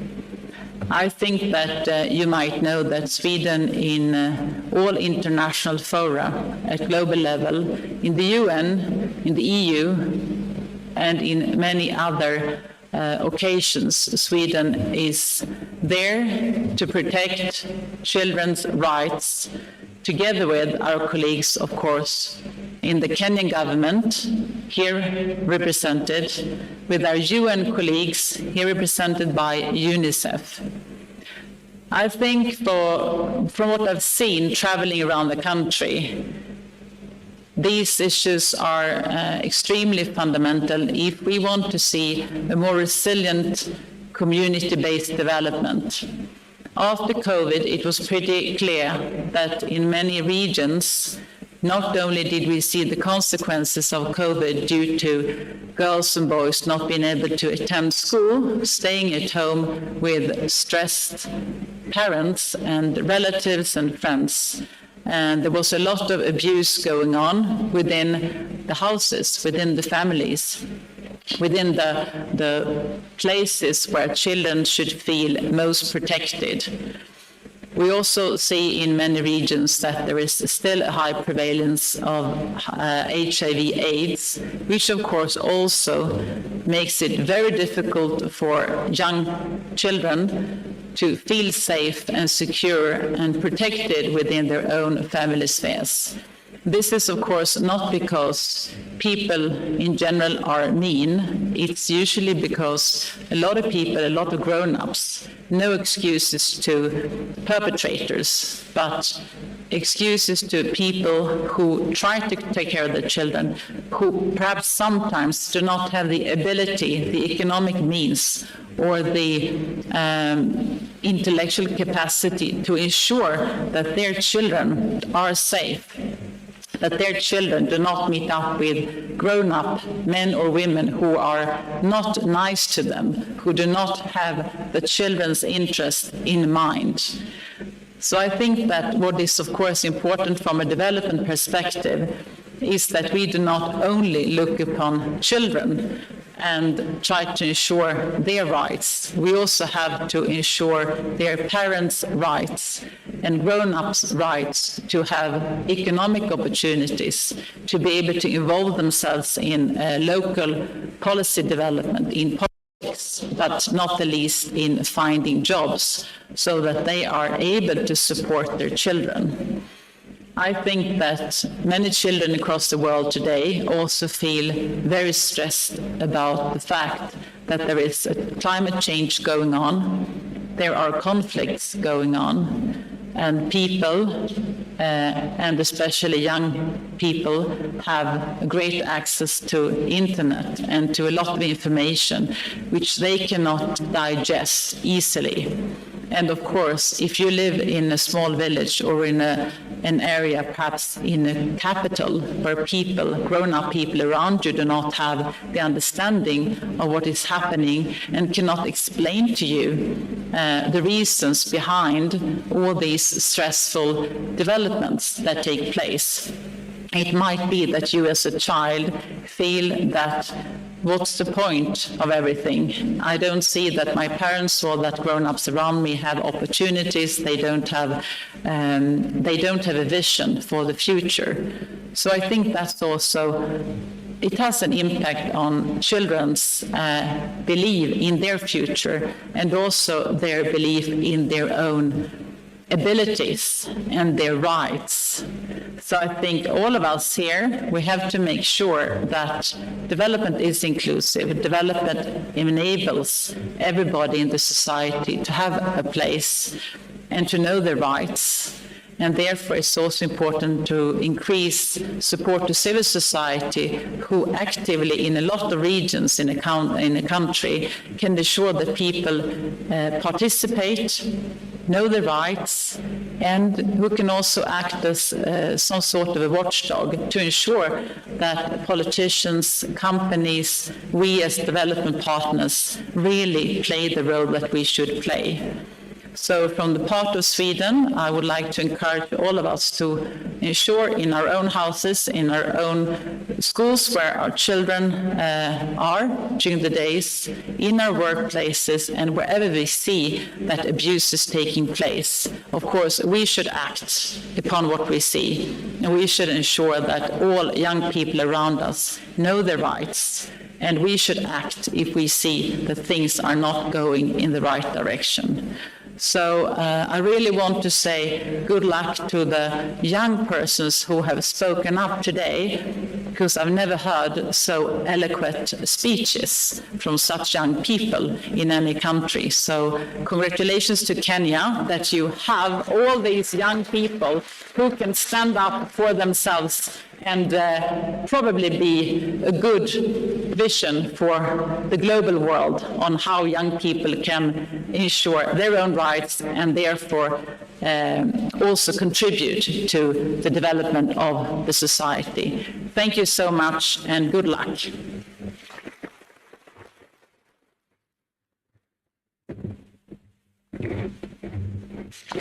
Thank you, Sida, Madam Anita. Just our chief guest, allow us to invite on stage USAID Deputy Director for Health, Population and Nutrition, Mrs. Harriet Cobra. Most welcome. Good morning. I think it's still morning, at least right now.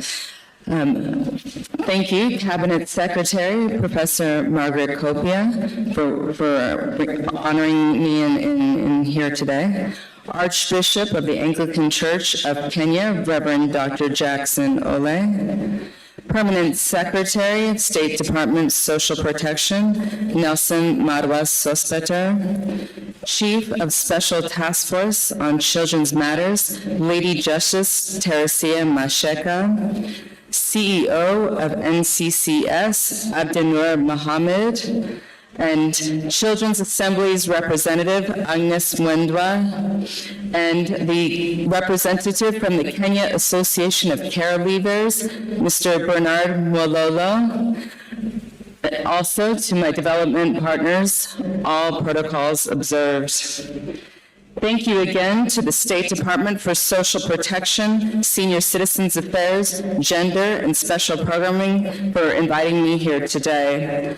I'm honored to celebrate the launch of the Government of Kenya's Care Reform Strategy and the National Plan of Action to tackle online child sexual exploitation and abuse.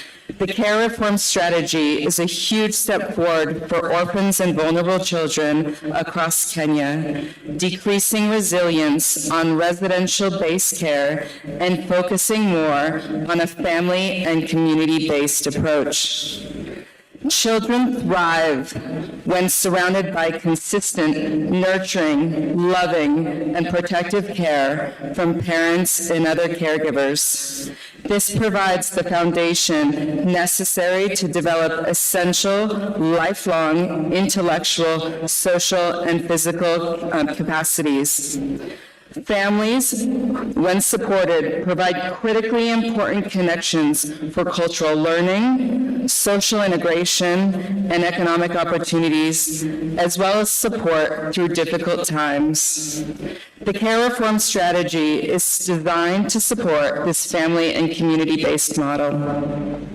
Through the United States government's Advancing Protection and Care for Children in Adversity Strategy, USAID is putting family first. We support the most vulnerable children who are or at risk of living outside of family care by promoting, funding, and supporting nurturing, loving, protective, and permanent family care. The vulnerabilities of children and families are complex and Kenya's care reform strategy will be successful if we work together to support it. The strategy calls for strengthened coordination and collaboration from the local to the national level and brings together many sectors and stakeholders to address the needs of the most vulnerable children. USAID is proud to support the government of Kenya as they implement this care reform strategy and the accompanying implementation plan. The plan will provide a framework and guide the transition from residential care while strengthening the work of the Department of Children's Services. Through our partners, UNICEF and Changing the Way We Care, USAID supported the development of this strategy and continues to work with the government of Kenya on care reform. In addition, through the United States President's Emergency Plan for AIDS Relief, also known as PEPFAR, the U.S. government supports approximately 700,000 orphans and vulnerable children across Kenya through a community-based model of care, which includes services such as educational support, increasing access to health and social services, and parenting support for caregivers. USAID will continue to support the government of Kenya as they actively work to provide a brighter future to Kenya's most vulnerable children and youth. We are prepared to share our expertise and our experiences, as for more than 27 years, we have been responding to the needs of orphans and vulnerable children in Kenya and around the globe. USAID congratulates the government of Kenya on the launch of the care reform strategy, and we look forward to a continued partnership towards better protection and care for all of Kenya's children. Thank you very much.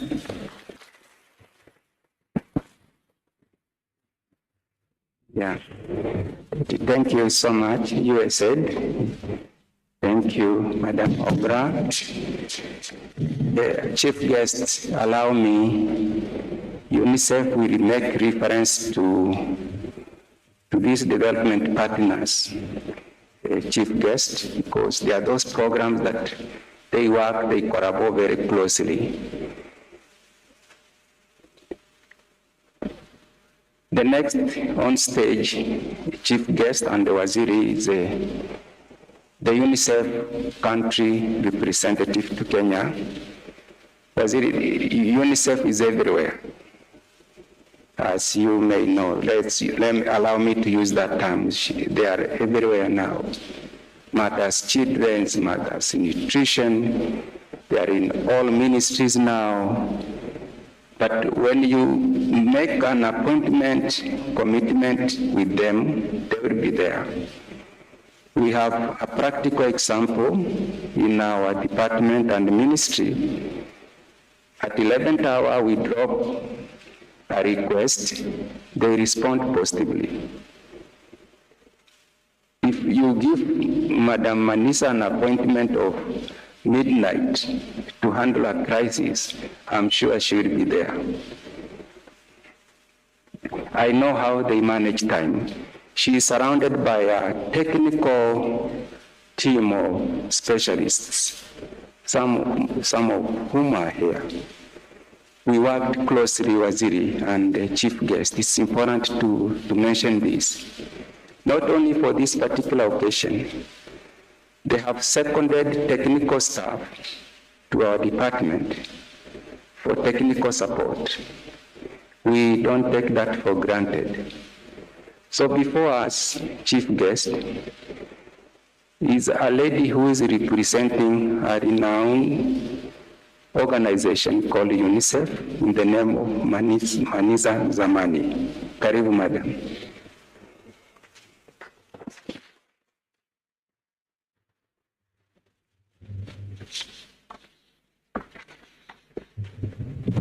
Thank you. His Grace, the Most Reverend Dr. Jackson, Professor Margaret Kobia, all development partners on the high table, all the friends here, all protocols observed, and allow me to say especially dear friend Agnes, delighted to share the table with you too. Thank you also, PS, for those very kind and generous sentiments for UNICEF. And as you say, I stand here to represent the organization, but it's really kudos to the technical teams and my colleagues who work so closely with yourselves. And I really want to appreciate them as well. So let me say that I'm delighted to join you at this key milestone event for children's rights. We're here to discuss and to celebrate two areas of work, the care reform strategy, but also to launch the plan of action to end online sexual exploitation and abuse. Ladies and gentlemen, let's start with some of the fundamentals. Every child in Kenya has the right to grow up in a supportive environment where they can thrive and reach their full potential. The very early years, from 0 to 5 years old, are the most crucial to a child's brain development. When a baby cries, for example, the caregiver often responds with eye contact and some comforting words or holds them close. And this kind of responsive environment strengthens connections of the brain. This is how we all have learned to talk, to form bonds, and to know that we are loved, and to give love back. But this only happens in a supportive and family type of environment.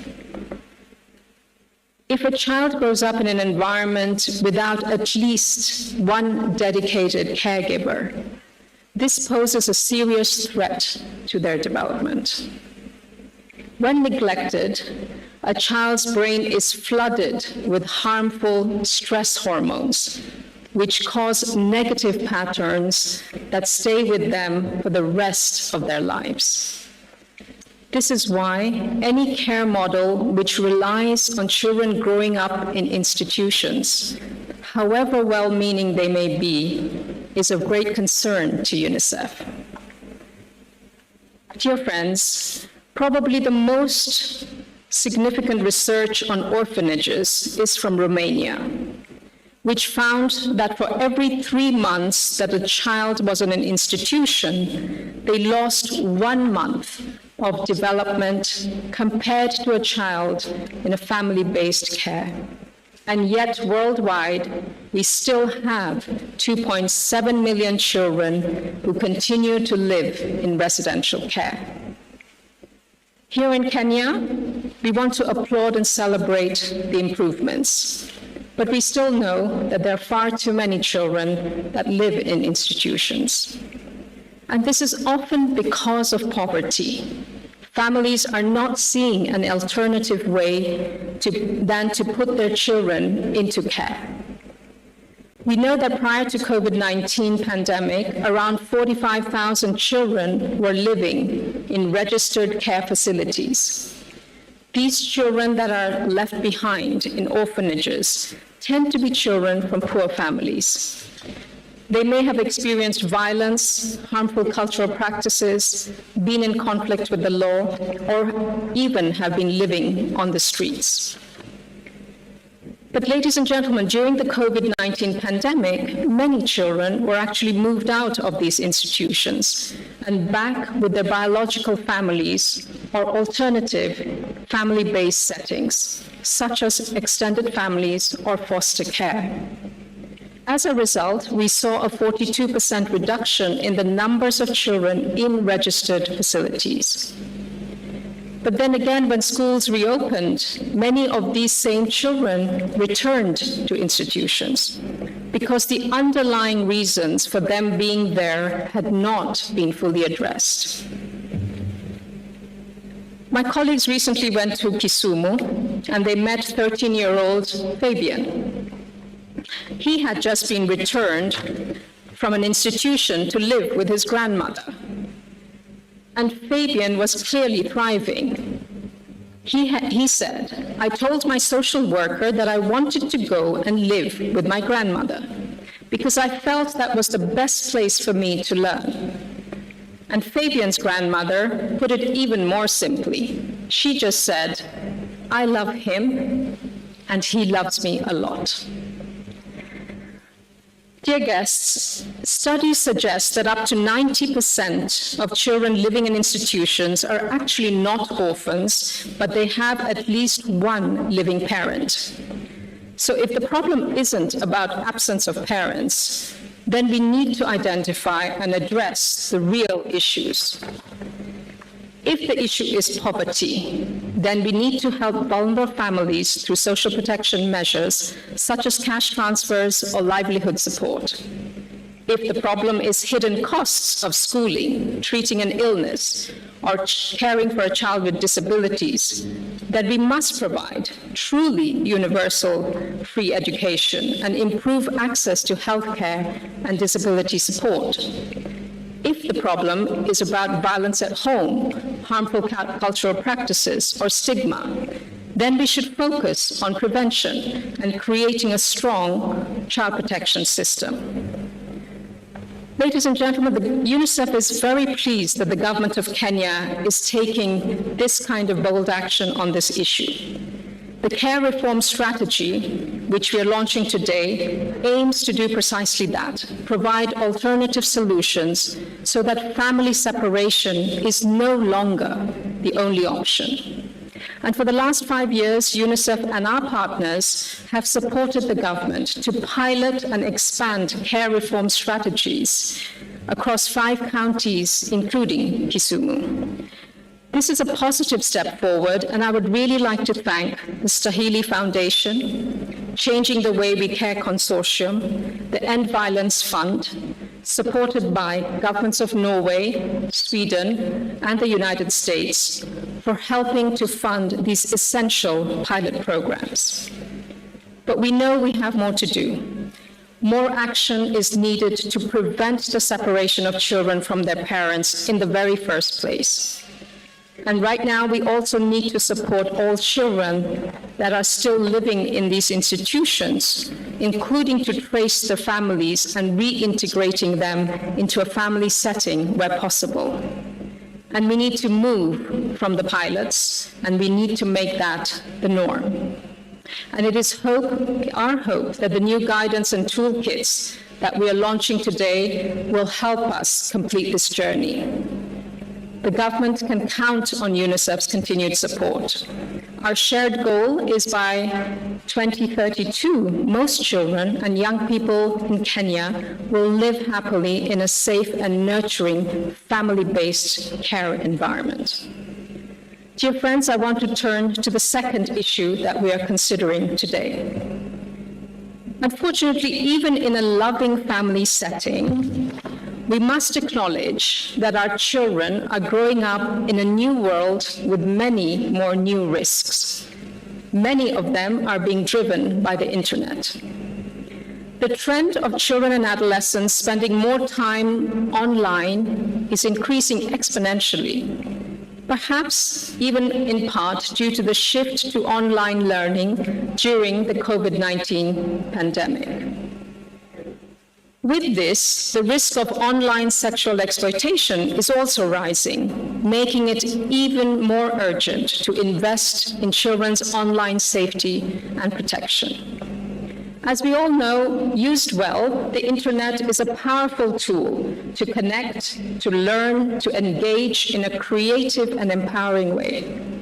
But spending more time online inevitably brings increased risks and threats of harm to children, some of which are very unique to the online context, and Agnes spoke eloquently about them. Already, we have half of young Kenyans who have suffered at least one form of physical, emotional, and sexual violence during their childhoods. The increased risk of harm which the online world brings now cannot be ignored. 6% of Kenyan children have already shared images or videos of their bodies with other internet users. 14% have gone on to meet a person, a stranger they first encountered online. The risk of abuse is obvious. And let's remember, ladies and gentlemen, that the internet does not forget. And the trauma the children face when they are subject to this kind of exploitation and abuse stays, and it stays on and on. So we have to work together to help children benefit from the opportunities that the internet brings, while rigorously safeguarding children from the risks and threats of harm. So just as the care reform strategy brings potential and promise of benefits to children's well-being, UNICEF warmly welcomes the National Plan of Action to address online sexual exploitation and abuse. Its starting point is to engage all of society to prevent this type of exploitation.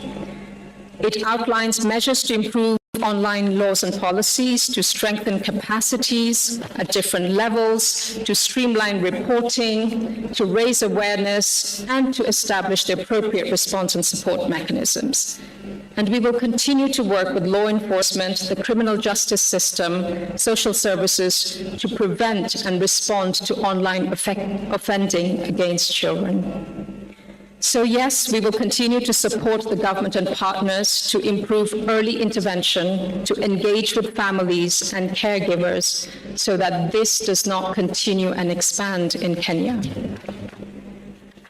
So as I end, let me say, as you all know, UNICEF, of course, is passionate about children, and care and protection is central to their well-being.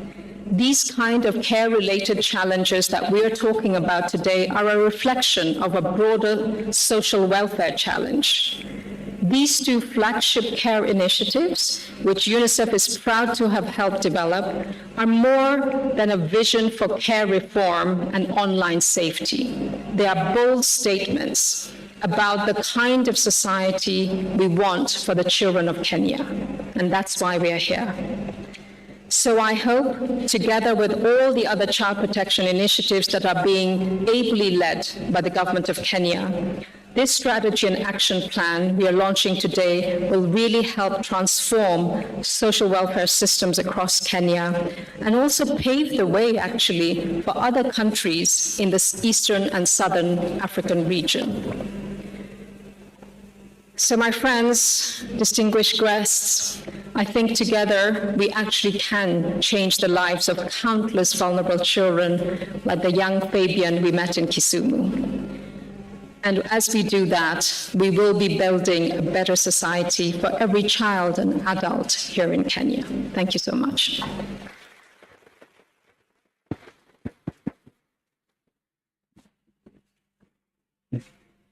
Thank you, Madam Manisa, for that powerful remarks. Chief guests and Waziri, ladies and gentlemen, allow us to bring to you a very important Kenyan lady who has contributed to legal regimes and reforms and the children issues and the matters in this country.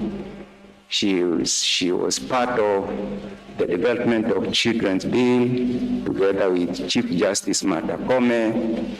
She is very, very committed. No matter where she is, when she gets notices for meeting, she will be there. This is Lady Justice Teresia Madeka. She is participating online. Karibu, Lady Justice Madeka.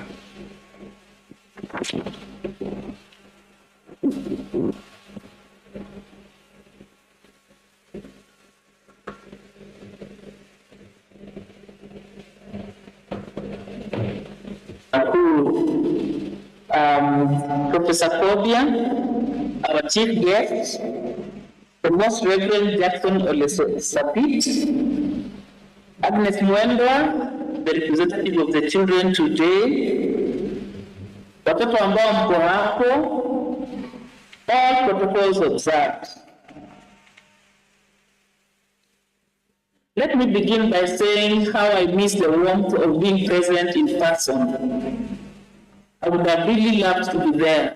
but due to calls of duty, the course list I had that I could not adjourn for today, I had to remain behind and do part of the work, adjourn for 2 hours to attend this meeting and go back to court. So I really feel that I'm missing something. I would have wanted to be there to everybody and to participate in the activities that have been, on and off, when I'm on and off going on as I was in and out of court. Some of them would like to see what was going on. So thank you so much for allowing me to participate online. Let me also begin by saying that I would like to adopt a lot of what has been said to avoid repetition, because it is clear to me that we all want the same thing, that we are here to speak about social transformation through access to justice for children. And why do I say this? Because the documents we are launching today, in my understanding, and in the way that I've seen them and the way we have been participating in all of them, it is to change the way we deal with the issues of the children who need care and protection in our country. Watoto ambao wanahitaji kutunzwa na kulindwa. I think that's the way we say it in Kiswahili. Children who need care and protection, kutunzwa na kulindwa, because they do not have that in their families.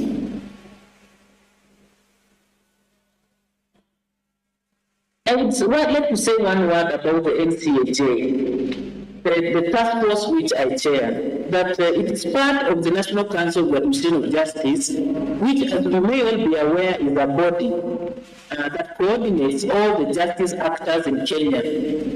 High-level policy-making body that recognizes that all actors are needed in the justice system to access or to enable all the people of Kenya to access justice.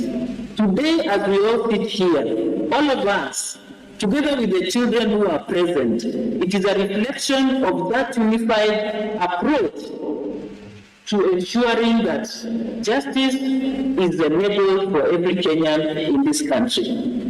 And I wish to say that as we launch these documents, from where I sit, it is a really big step towards this changing the way we look at children who need care and protection. Why? Because we are a family. The rights of every child to a family, to parental care, to love, guidance, and protection. I wish to point out that in the justice system, Section 119 of the Children's Act, I'm sorry to quote the law, but it is there that for the justice system, categories of children who need care and protection are set out. These children are children who may be an orphan, a child who may be truant, a child who may be begging in the street, a child who is pregnant, a child who is abused, a child who could be terminally ill, a child who is displaced, a child engaged in the use of drugs or substances declared to be drugs by the Ministry of Health, children who are not in conflict with the law but are abandoned, neglected, abused, and endangered and at danger of social risk. These are children who enter the justice system because of the environment in which they grow. Because as a society or as families, there's somewhere we have let go. And when they enter the justice system, the justice actors, more often than not, are forced to send them to an institution. I am certain that the reform strategy we are launching today will give a reprieve to all these persons involved in the justice system, so that when a child gets into the justice system because of these particular issues, they do not have to end up in an institution, but they can end up in a family or somewhere in the community where everyone has already said is the best place for that child. But how will this work for us? How will we make sure it is effective? It is only if it is properly disseminated, and we already have those structures. As the Special Task Force on Children Matters, we have reported committees that on the ground where this strategy, as long as it is well disseminated and all persons in the sector are aware, we can be sure that along the way we will be able to make sure that children get what they deserve. Because its implementation will guarantee its full benefits to the Kenyan child. The NCAJ welcomes the scorecard to evaluate its implementation.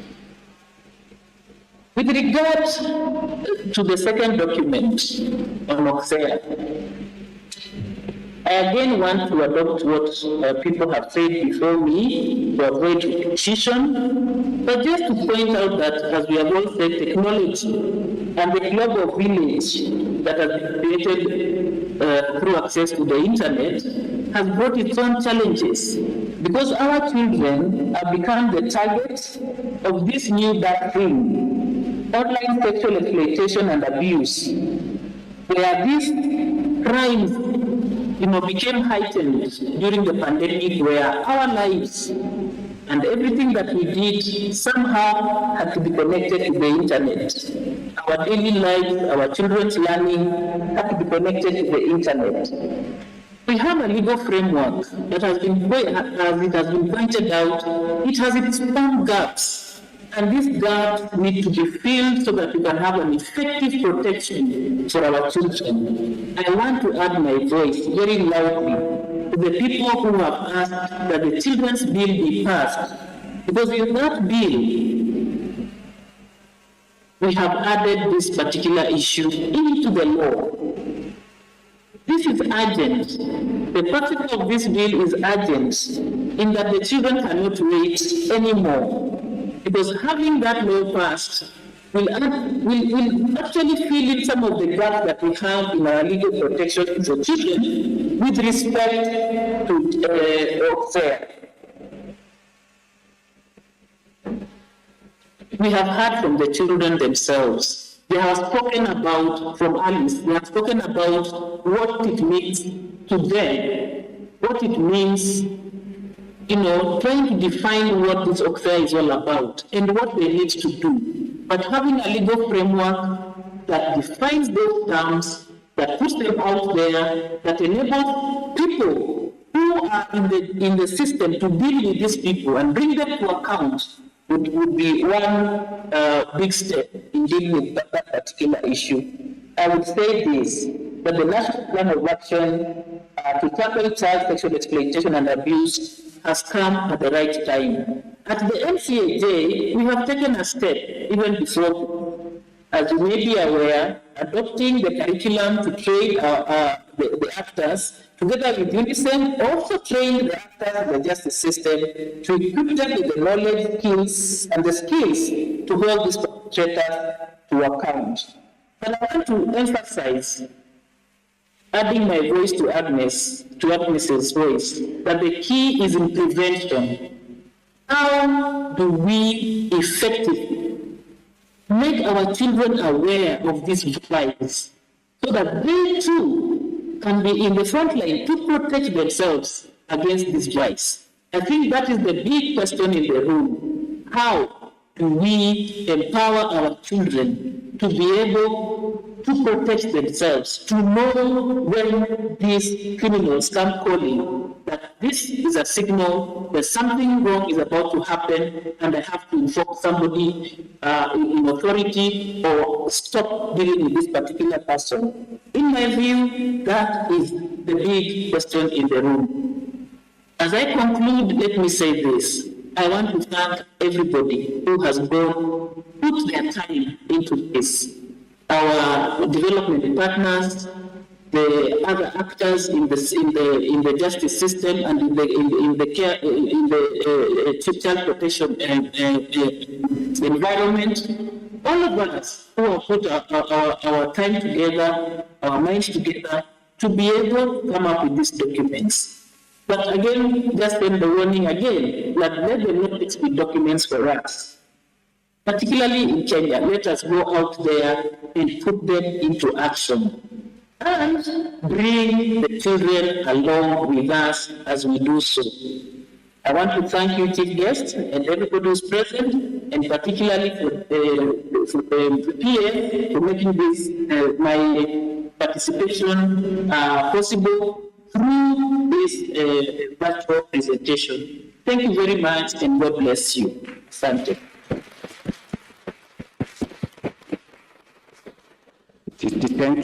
Thank you, Justice, Lady Justice Mabeka. We can get her commitment into this. Chief Guest and Waziri, ladies and gentlemen, allow us to present to you one important Kenyan from Kenya Association of Caregivers, who is going to present a piece around changing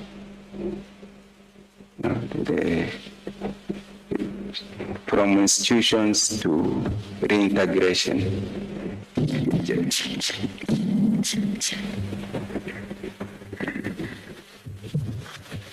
Good afternoon, everybody. The chief guest is Grace the Bishop, Dr. Jackson Orasapit, the host Cabinet Secretary, Public Service, Professor Kobia, the children of Kenya, and the caregivers who are present here, the Principal Secretary, State Department of Social Protection. My name is Bernard Mororo, and my mother and my father passed on when I was a small child in 1997 and 2000 respectively. I was left under the care of my relatives. I was born HIV positive, and this is the reason why my relatives took me to a children's home, because they could not provide for me ARVs and also support me with education. So from their good heart, they thought taking me to the children's home was the best solution. I am grateful to the institution that raised me. I got that education and health support, but I have come to realize that life is more than survival. It is more than food, shelter, clothing, and medication. Mother Teresa once said, "The hunger for love is greater than the hunger for bread." During my time in care, I always wished I had someone I could call dad or mom. Someone who could call me son and to hear the words, "I love you, my son." In the children's home, I felt discriminated against by the society, not just because of the walls separating us and the rest of the society, but also because the institution was confined only for those living with HIV and AIDS. I felt like the society had rejected us, and those of us living with HIV only belonged to this environment. I lacked the experience of a normal childhood and a normal society. After leaving care at the age of 22 years, I had to learn how to cook, how to go shopping, make my own bed, learn to take public transport. I had to start washing my own clothes, struggle to do simple budgets because everything was done for us in the children's home. In fact, I could use 10,000 shillings in 2 weeks because I never knew how to, that practical budgeting issue. Today, it gives me so much joy and satisfaction that we have learned from the past and that the future generation is assured of a better childhood, better than we had through this care reform initiative. It emphasizes support and growth for every child in a family and in the community. Ladies and gentlemen, I stand here as a member of Kenya Society of Caregivers, an organization formed by young people who have a lived care experience in children's homes and the statutory children's institutions. We are grateful our voices were heard. throughout the development of this strategy of care reforms. Thanks to the Ministry of Public Service for this great strategy. Speaking on behalf of the young people who have lived in children's homes here in Kenya, we want a better society that indeed cherishes the family and the community unity. We want a society that does not cherish or uphold orphanhood above family, a society where every single child and the young person enjoys the love and care of a family. Ladies and gentlemen, our experiences in institutions have taught us that institutions come and go, but a family remains. Institutions are shut down for all sorts of reasons, including lack of funding, malpractices, but a family is never shut down. Children are assured of a consistency of care, support, and love. We must say we are proud of this move by the government to take this country back to what it used to be, even before our mothers and fathers were born. A society where it was hard to identify orphans because relatives and people in communities stepped in to embrace these children. Today, we appreciate that there is kinship, care, foster care, local adoption, guardianship, and kafala, which are better options to ensure that every child and young people remain supported in a family environment and in community. Finally, ladies and gentlemen, as enshrined in our Constitution, the family is the fundamental unit of our society.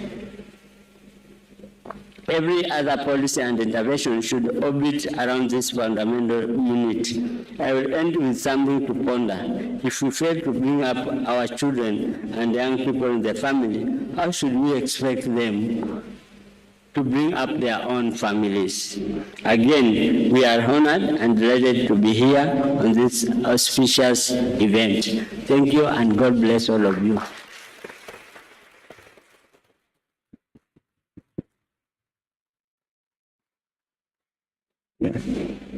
Yeah, that's it.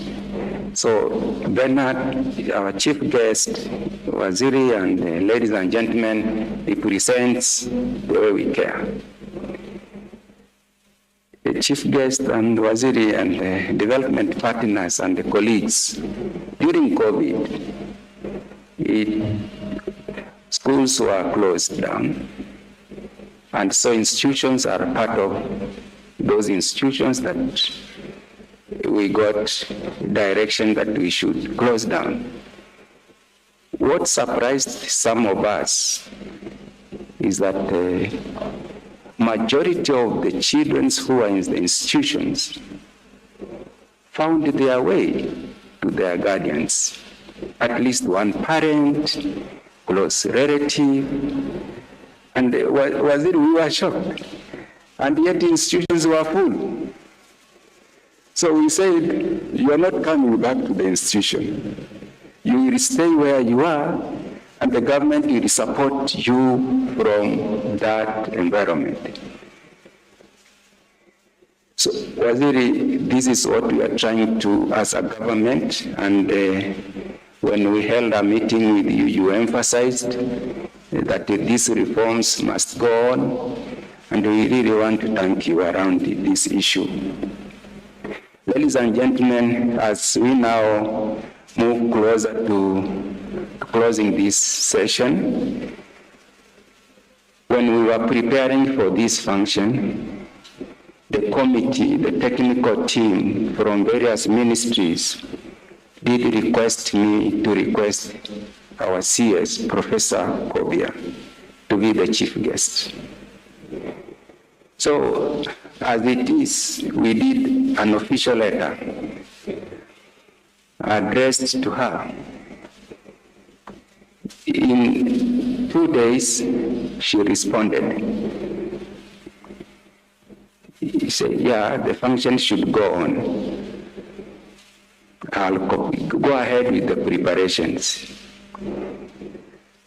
Then, after 1 week, she called she goes to the office very early. By 7, she's there. I see her calling me. By 6, I'm in the office. Yes, good morning, ma'am. Now, about that function, I'm thinking that we allow our very good friend, His Grace, Dr. Ole Sapit, to be our chief guest. Unajua ukiambiwa hivyo na waziri wako, you say yes ma'am, si ndio? So I said, yeah, it's good to go that direction, waziri. She's our good friend. She doesn't harass us, even on phone. You talk like sister, brother, you get. So we started the preparations. Those of you who don't know Waziri, she has grown up in an environment of integrity, professionalism. Look at the way she turned KIA into KSG, into a global outfit, wherever she puts her hand. So for those of us who work under her, we feel offended to offend her or do shoddy work. That's the way it goes. So, and when she was inviting His Highness, is somebody we know very well. Who doesn't know Dr. Ole Sapit? A man of God. I know Waziri will speak to that. Somebody who speaks for peace, love, who is uniting the country. Even when I was the county commissioner at PC Coast, I would look around very few Kenyans to encourage me as a role model. One of them is my God. The second person is my president who stood with me. I'll look around Ole Sapit, see him preach. He will encourage me. I'll look around Professor Kobia, how he performs. And you say, why can't I be like them? So we are proud to have these two Kenyans here. So ladies and gentlemen, with humility, allow me to invite Professor Margaret Kobia to speak to us. And maybe, Professor, you will mention the presence of our chair, Street Families, Mheshimiwa Mary Wamboi. Karibu, Professor.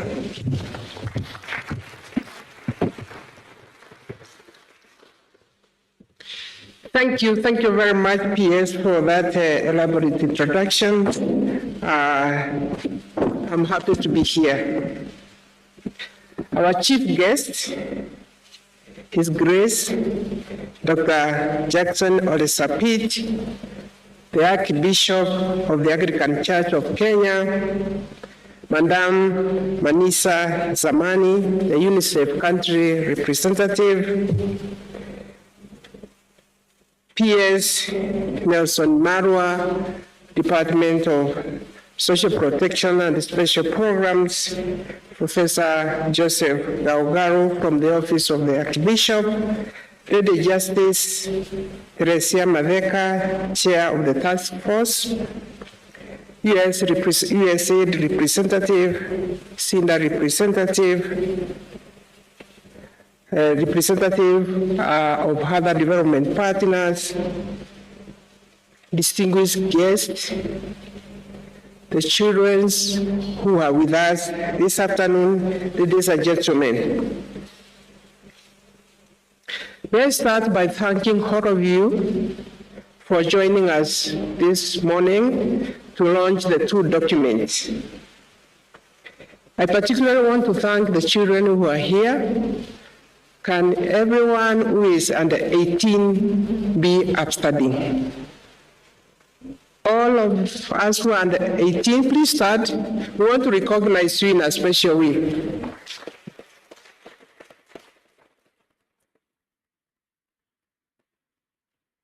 Thank you very much. Please have your seats. The reason why I wanted to recognize you, our president one time told me, you cannot discuss about the youth without the youth. So today, we are saying we cannot discuss about children without the children, and that's why I'm very happy that my peers made sure the children are here. Let me also thank those seated in this high table who have really taken time to support the teams that have been preparing the document we are launching today. I'm particularly happy when I perused these documents, I realized they are really informed by research findings, which means the decision being proposed there I've gone through the findings of the research and with a lot of engagement and participation. Therefore, I'll go ahead and read my speech because my speech is short. I'm here actually to invite His Grace because he is our chief guest. Our chief guest is very much known to all of us, in particularly me. I've interacted with him at various forums where in the church I've listened to his sermon and I look up and say, yes, I think this is the kind of person God has given us in Kenya to talk about families, about peace, about love, about the fear of God. And I thought today, when I reflect how I was brought up as a child, all of us were being reminded, how was your childhood? We know without really that care that is provided within the homes, the way we are socialized in our homes is what makes us turn up to be who we are. And of course, within God's guidance. Therefore, I've interacted with His Grace, and I know also from, besides being an archbishop, he is also an authority in social development. That's what is studied most in the university. So this issue of strengthening families is very strong in his heart. And I thought, as my team was asking me to be the chief guest, I said, I could even get you a better and stronger chief guest. Put your hands together. Thank you very much for being here. Therefore, I'm very happy to join all of you at the launch of the two documents aimed at creating an environment that promotes protection and the fulfillment of the rights of the children in our country. Today, my ministry launches the National Care Reform Strategy and the first ever National Plan on Action to tackle online child sexual exploitation and abuse. I thank His Grace, Dr. Jackson Oresapit, once more for accepting our invitation to officiate this event. It's only last Sunday that the ACK St. Cathedral launched the Children and Teens Center at All Saints Cathedral. That is a real demonstration that the state and the church have shared vision in developing strong, God-fearing families. Over the last 30 years, the UNCRC and the African Charter on the Rights and the Welfare of the Children have provided a pivot around which child rights in Africa have evolved. This framework reinforced the family unit as the basic building block for any society and the natural environment for growth as well as well-being of all children. The Constitution 2010 of Kenya emphasizes the need for children to be cared for by both parents and to be provided and protected from abuse and exploitation under the Article 53. Ladies and gentlemen, the government through the State Department of Social Protection, Senior Citizen Affairs and a special program has put in place various steps towards keeping the children in the families and the communities. The children bill Now in the Senate, you and Justice Madeka saying if we have the children bill, we could be now having a framework which will help us protect the children. It is now out of the National Assembly, it is in the Senate, and because it's a bill that touches both national government and county government, it has to go through the Senate, and the full participation has already been done. And we hope this bill will give us prominence on retaining children in their families where this is not possible. The bill has provided for a range of alternative family care options. Through the Inua Jamii program, social protection, safety net, and cash transfer, the government seeks to caution various vulnerable groups in the society. I'm also reminded the Street Family Rehabilitation Fund, whose the chair is here, Honorable Mary Wambui. Please wave. Please give her a clap. Honorable Mary Wambui has been working with our team board to really clear the street children from towns and the urban cities. It is also a huge task, which I appreciate here. However, all the effort the government is doing will not be enough. And alone, we need each other. We need the UNICEF. Manisa is here, and she's been working almost across ministries regarding children, the CINDA, the USAID, the faith-based, and other partners to work together. That is what it promises to give us a better, inclusive future for all of us. Ladies and gentlemen, in the world that is increasingly shaped by rapid evolution and adoption of digital technologies, the internet is a tool for children to engage in a very empowering way. But I also want to add, it is a double-edged sword.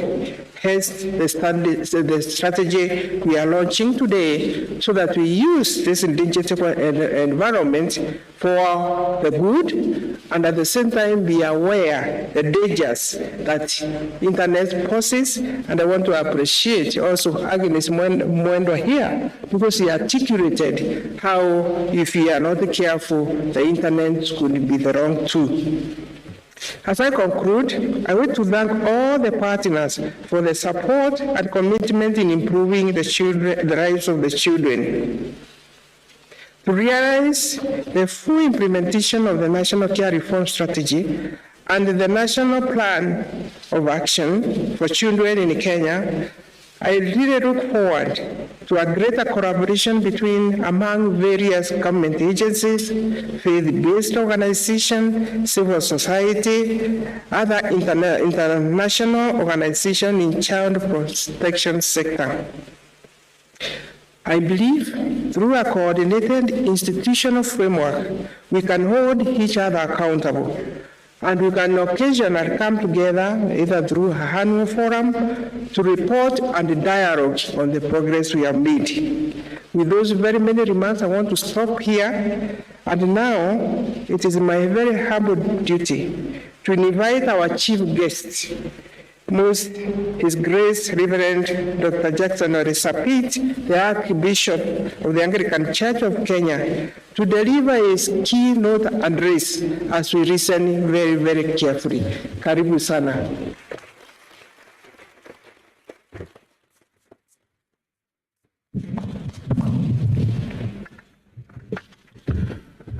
Thank you so much. The Cabinet Secretary, Ministry of Public Service, Gender, Senior Citizen Affairs, and Special Programs, Professor Margaret Kobia, for this great honor and invite that I be the guest of honor for this great occasion. The UNICEF country representative, Ms. Manisa Zaman, USAID representative, the chair of the Task Force Children Matters, Lady Justice Teresia Madeka, representative from partner and other government ministries, departments, and agencies, all present here. distinguished guests, ladies and gentlemen, I greet you all this afternoon. Good afternoon. I am so happy and honored to join you here today for the launch of the National Care Reform Strategy and National Plan of Action to tackle online child sexual exploitation and abuse. As we launch these two documents, it is important to note that children make up almost half of Kenya's population. And as a country, we have the obligation to ensure their rights and welfare are protected and promoted at the same time. We are so delighted to hear, particularly today, that great speech from a youngster, a leader in the making, giving us what they feel about what needs to be done. Many times as adults, we make decisions on their parts without clearly listening to them. I think today, having listened to them, we will relook at the decisions you're about to make on their behalf, not only in this forum, but in other engagements. As I speak to you, I'm also delighted to hear from the gentleman who spoke about his experience in a caregiving home. I was a sponsored child by World Vision.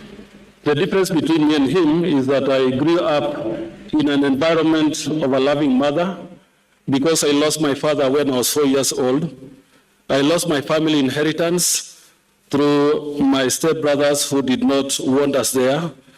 But my uncles, the brothers to my mother, took me on board as one of their children, and I grew up in a loving home, and I can attest to what is being discussed today. It is better to grow in such an environment. And the care I got through education is what made me the person I am today, the Archbishop of the Anglican Church of Kenya. Strong engagement and action and leadership with the support of a diverse group of actors, including the faith-based organization where I belong, is central to the success, reforms, and transformation of child care systems that aims at policy, which today we are looking at the documents that are inform policy framework, but also, more importantly, on what we can do proactively to build the capacity of the child and other caregivers to be alert on the things that are going to harm them. Even as Madam C.S. mentioned, as a Anglican Church, we opened the Children and Teen Center. I'm now getting some insights on what is going to go into that center in terms of programming. One of it will be how do we build the capacity of the children as they come to be alert on the use of internet and how they can be able to protect themselves. Any society that cares for the children cares for its future. So when we talk about children here, we are talking about the future of our nation, the future of our nations, because without care for them now, not tomorrow, we will not have them tomorrow. It is therefore paramount that we remind ourselves that the family remains the fundamental nurturing and caring environment and is the ideal place in which to raise a child. Placing children in their original communities gives them identity and a sense of belonging and will go a long way to help them benefit from support networks in the community. Allow me, ladies and gentlemen, to also, at this juncture, quote a scripture that mandates us or asks us to put the instruction of children at the center of the family. In Deuteronomy chapter 6, verse 6 and 7, Moses was instructed by God to remind the children of Israel of the commandments of the Lord, those instructions that are supposed to guide them to become a better society. But in this text, he is now reminding every family that it is a responsibility to teach these things to their children. And therefore, these are the words he uses. These words which I command you today, these words which I command you today shall be in your hearts. You shall teach them to your children diligently. Talk about them when they sit down in the house, and when they walk by the way, and when they lie down and sleep, and when they rise up. You shall bind them for a sign on your hand, and they shall be in their frontlets between their eyes.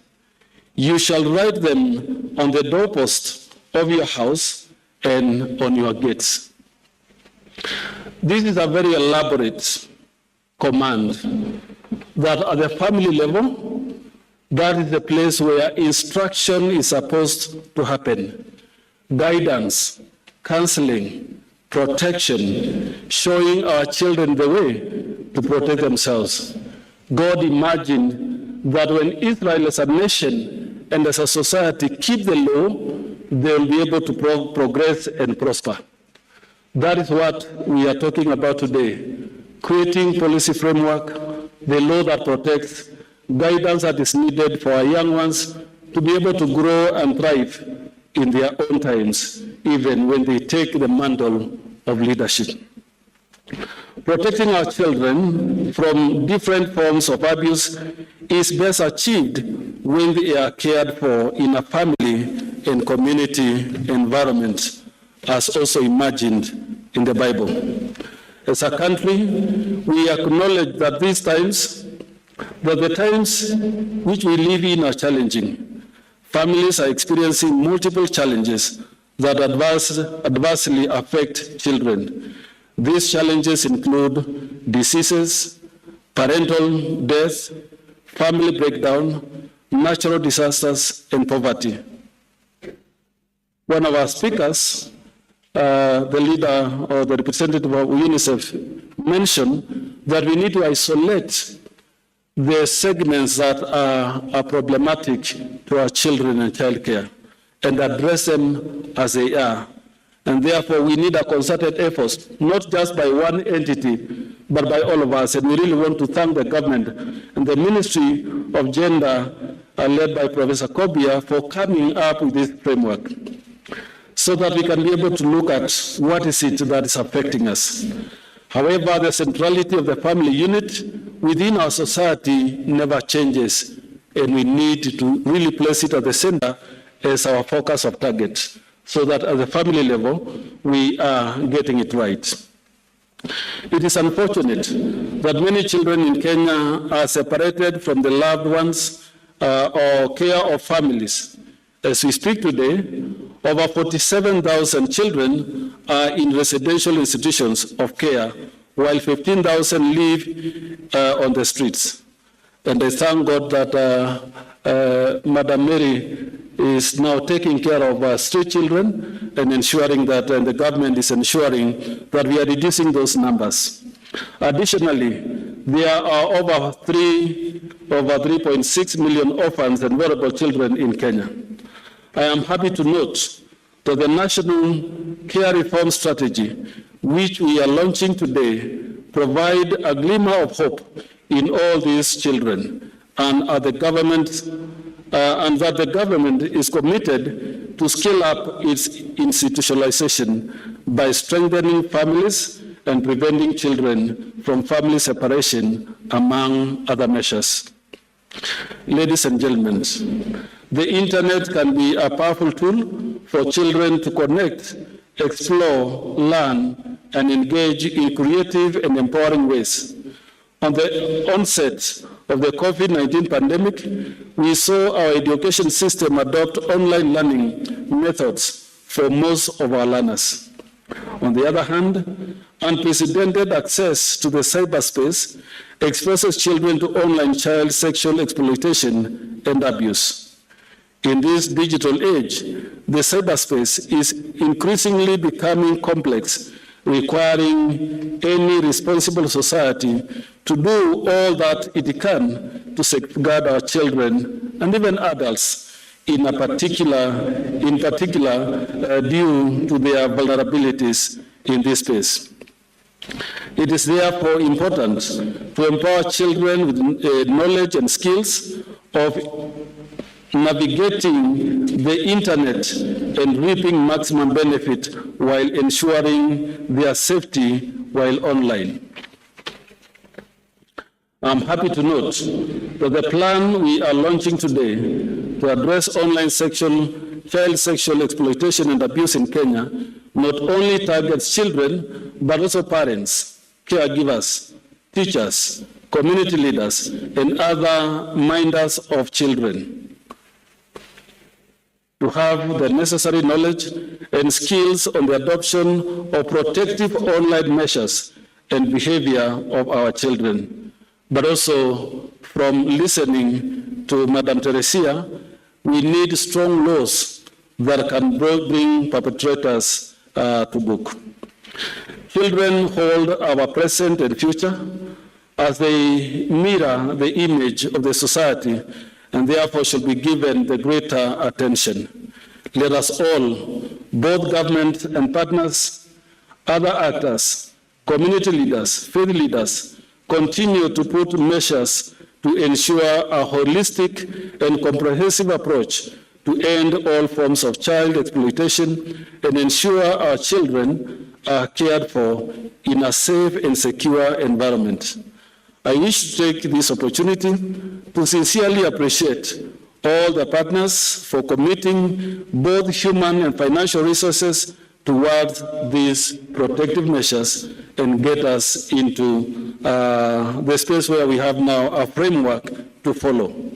I urge you all to align your programming and implementation with the government agenda as outlined in 2 documents we are launching today, that we can safeguard the welfare of our children, which also means the welfare of our future and future generations.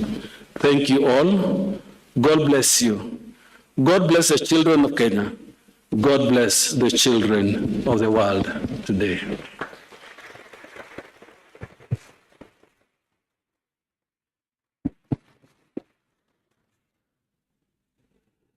Thank you, our chief guest, for that powerful presentation. Most people look at you as the reverend in church, but you are also juggling in the academics. Thank you, and we are humbled that our CS found it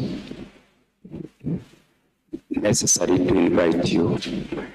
How we wish, Waziri, you would invite him more to engage with us, because there is a direct link between the church and the state, and on matters governance and children. Ladies and gentlemen, the chief guest, accompanied with CS Professor Kopia and development partners, shall now proceed to launch the important document, launch the National Care Reform Strategy for Children in Kenya and the National Plan for Action to tackle online child sexual exploitation in Kenya. Most welcome our chief guest, accompanied by all development partners.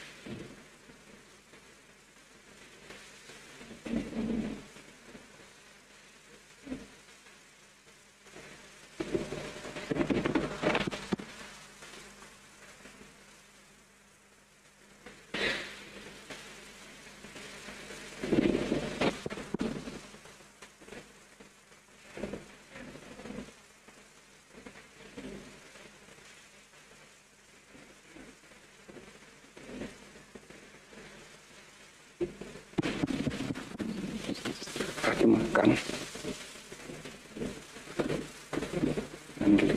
Oh. Thank you.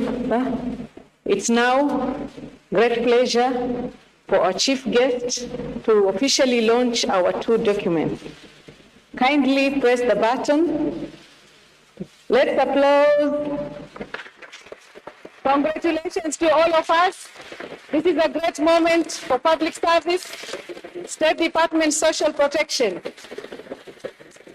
Those are our 2 documents we have launched today. Thank you very much. The booklets, please. Come kindly. We'll have a photo session and kindly escort. Oh, sorry. These are the, yes. Here, sanitizer. Mheshimiwa, songea hapa. Songea hapa. Okay. Thank you. Wait. Thank you. These are our 2 documents. If you can lift them up a bit. Applause. Applause. Congratulations to all of us once more. Thank you. Thank you very much. Thank you. Yes. Madam, vote of thanks. Yeah. Okay.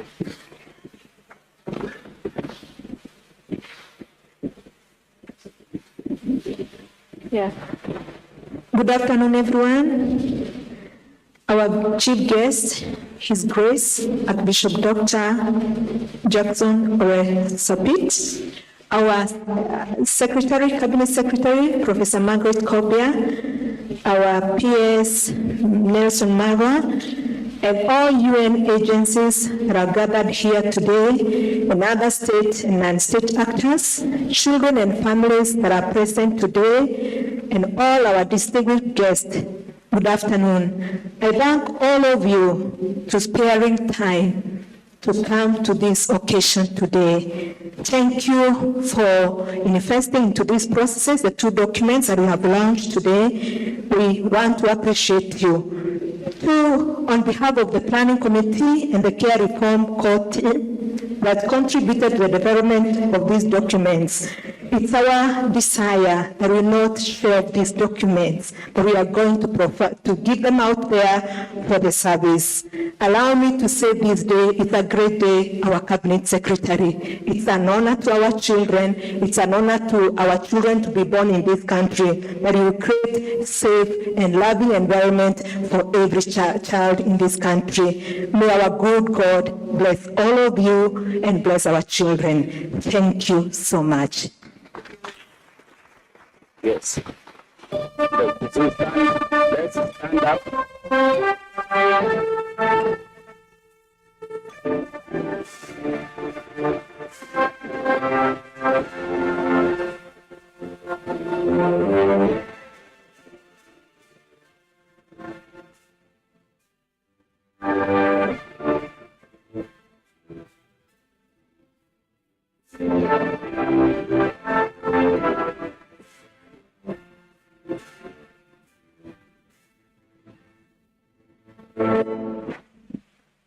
Asante sana. Tunaomba wageni, tutatoka kwa utaratibu, tutawaelekeza, kisha wageni wengine mungoje, tuko na maakuli, usije ukatoke bila kupata chakula tafadhalini. Mtaelekezwa sehemu ya maakuli itakuwa wapi. Kwa sasa wageni wa heshima, mgeni wetu wa heshima akiambatana na waziri wetu na viongozi wote, tutawaelekeza sehemu za kuwapeleka. Excuse me. Come.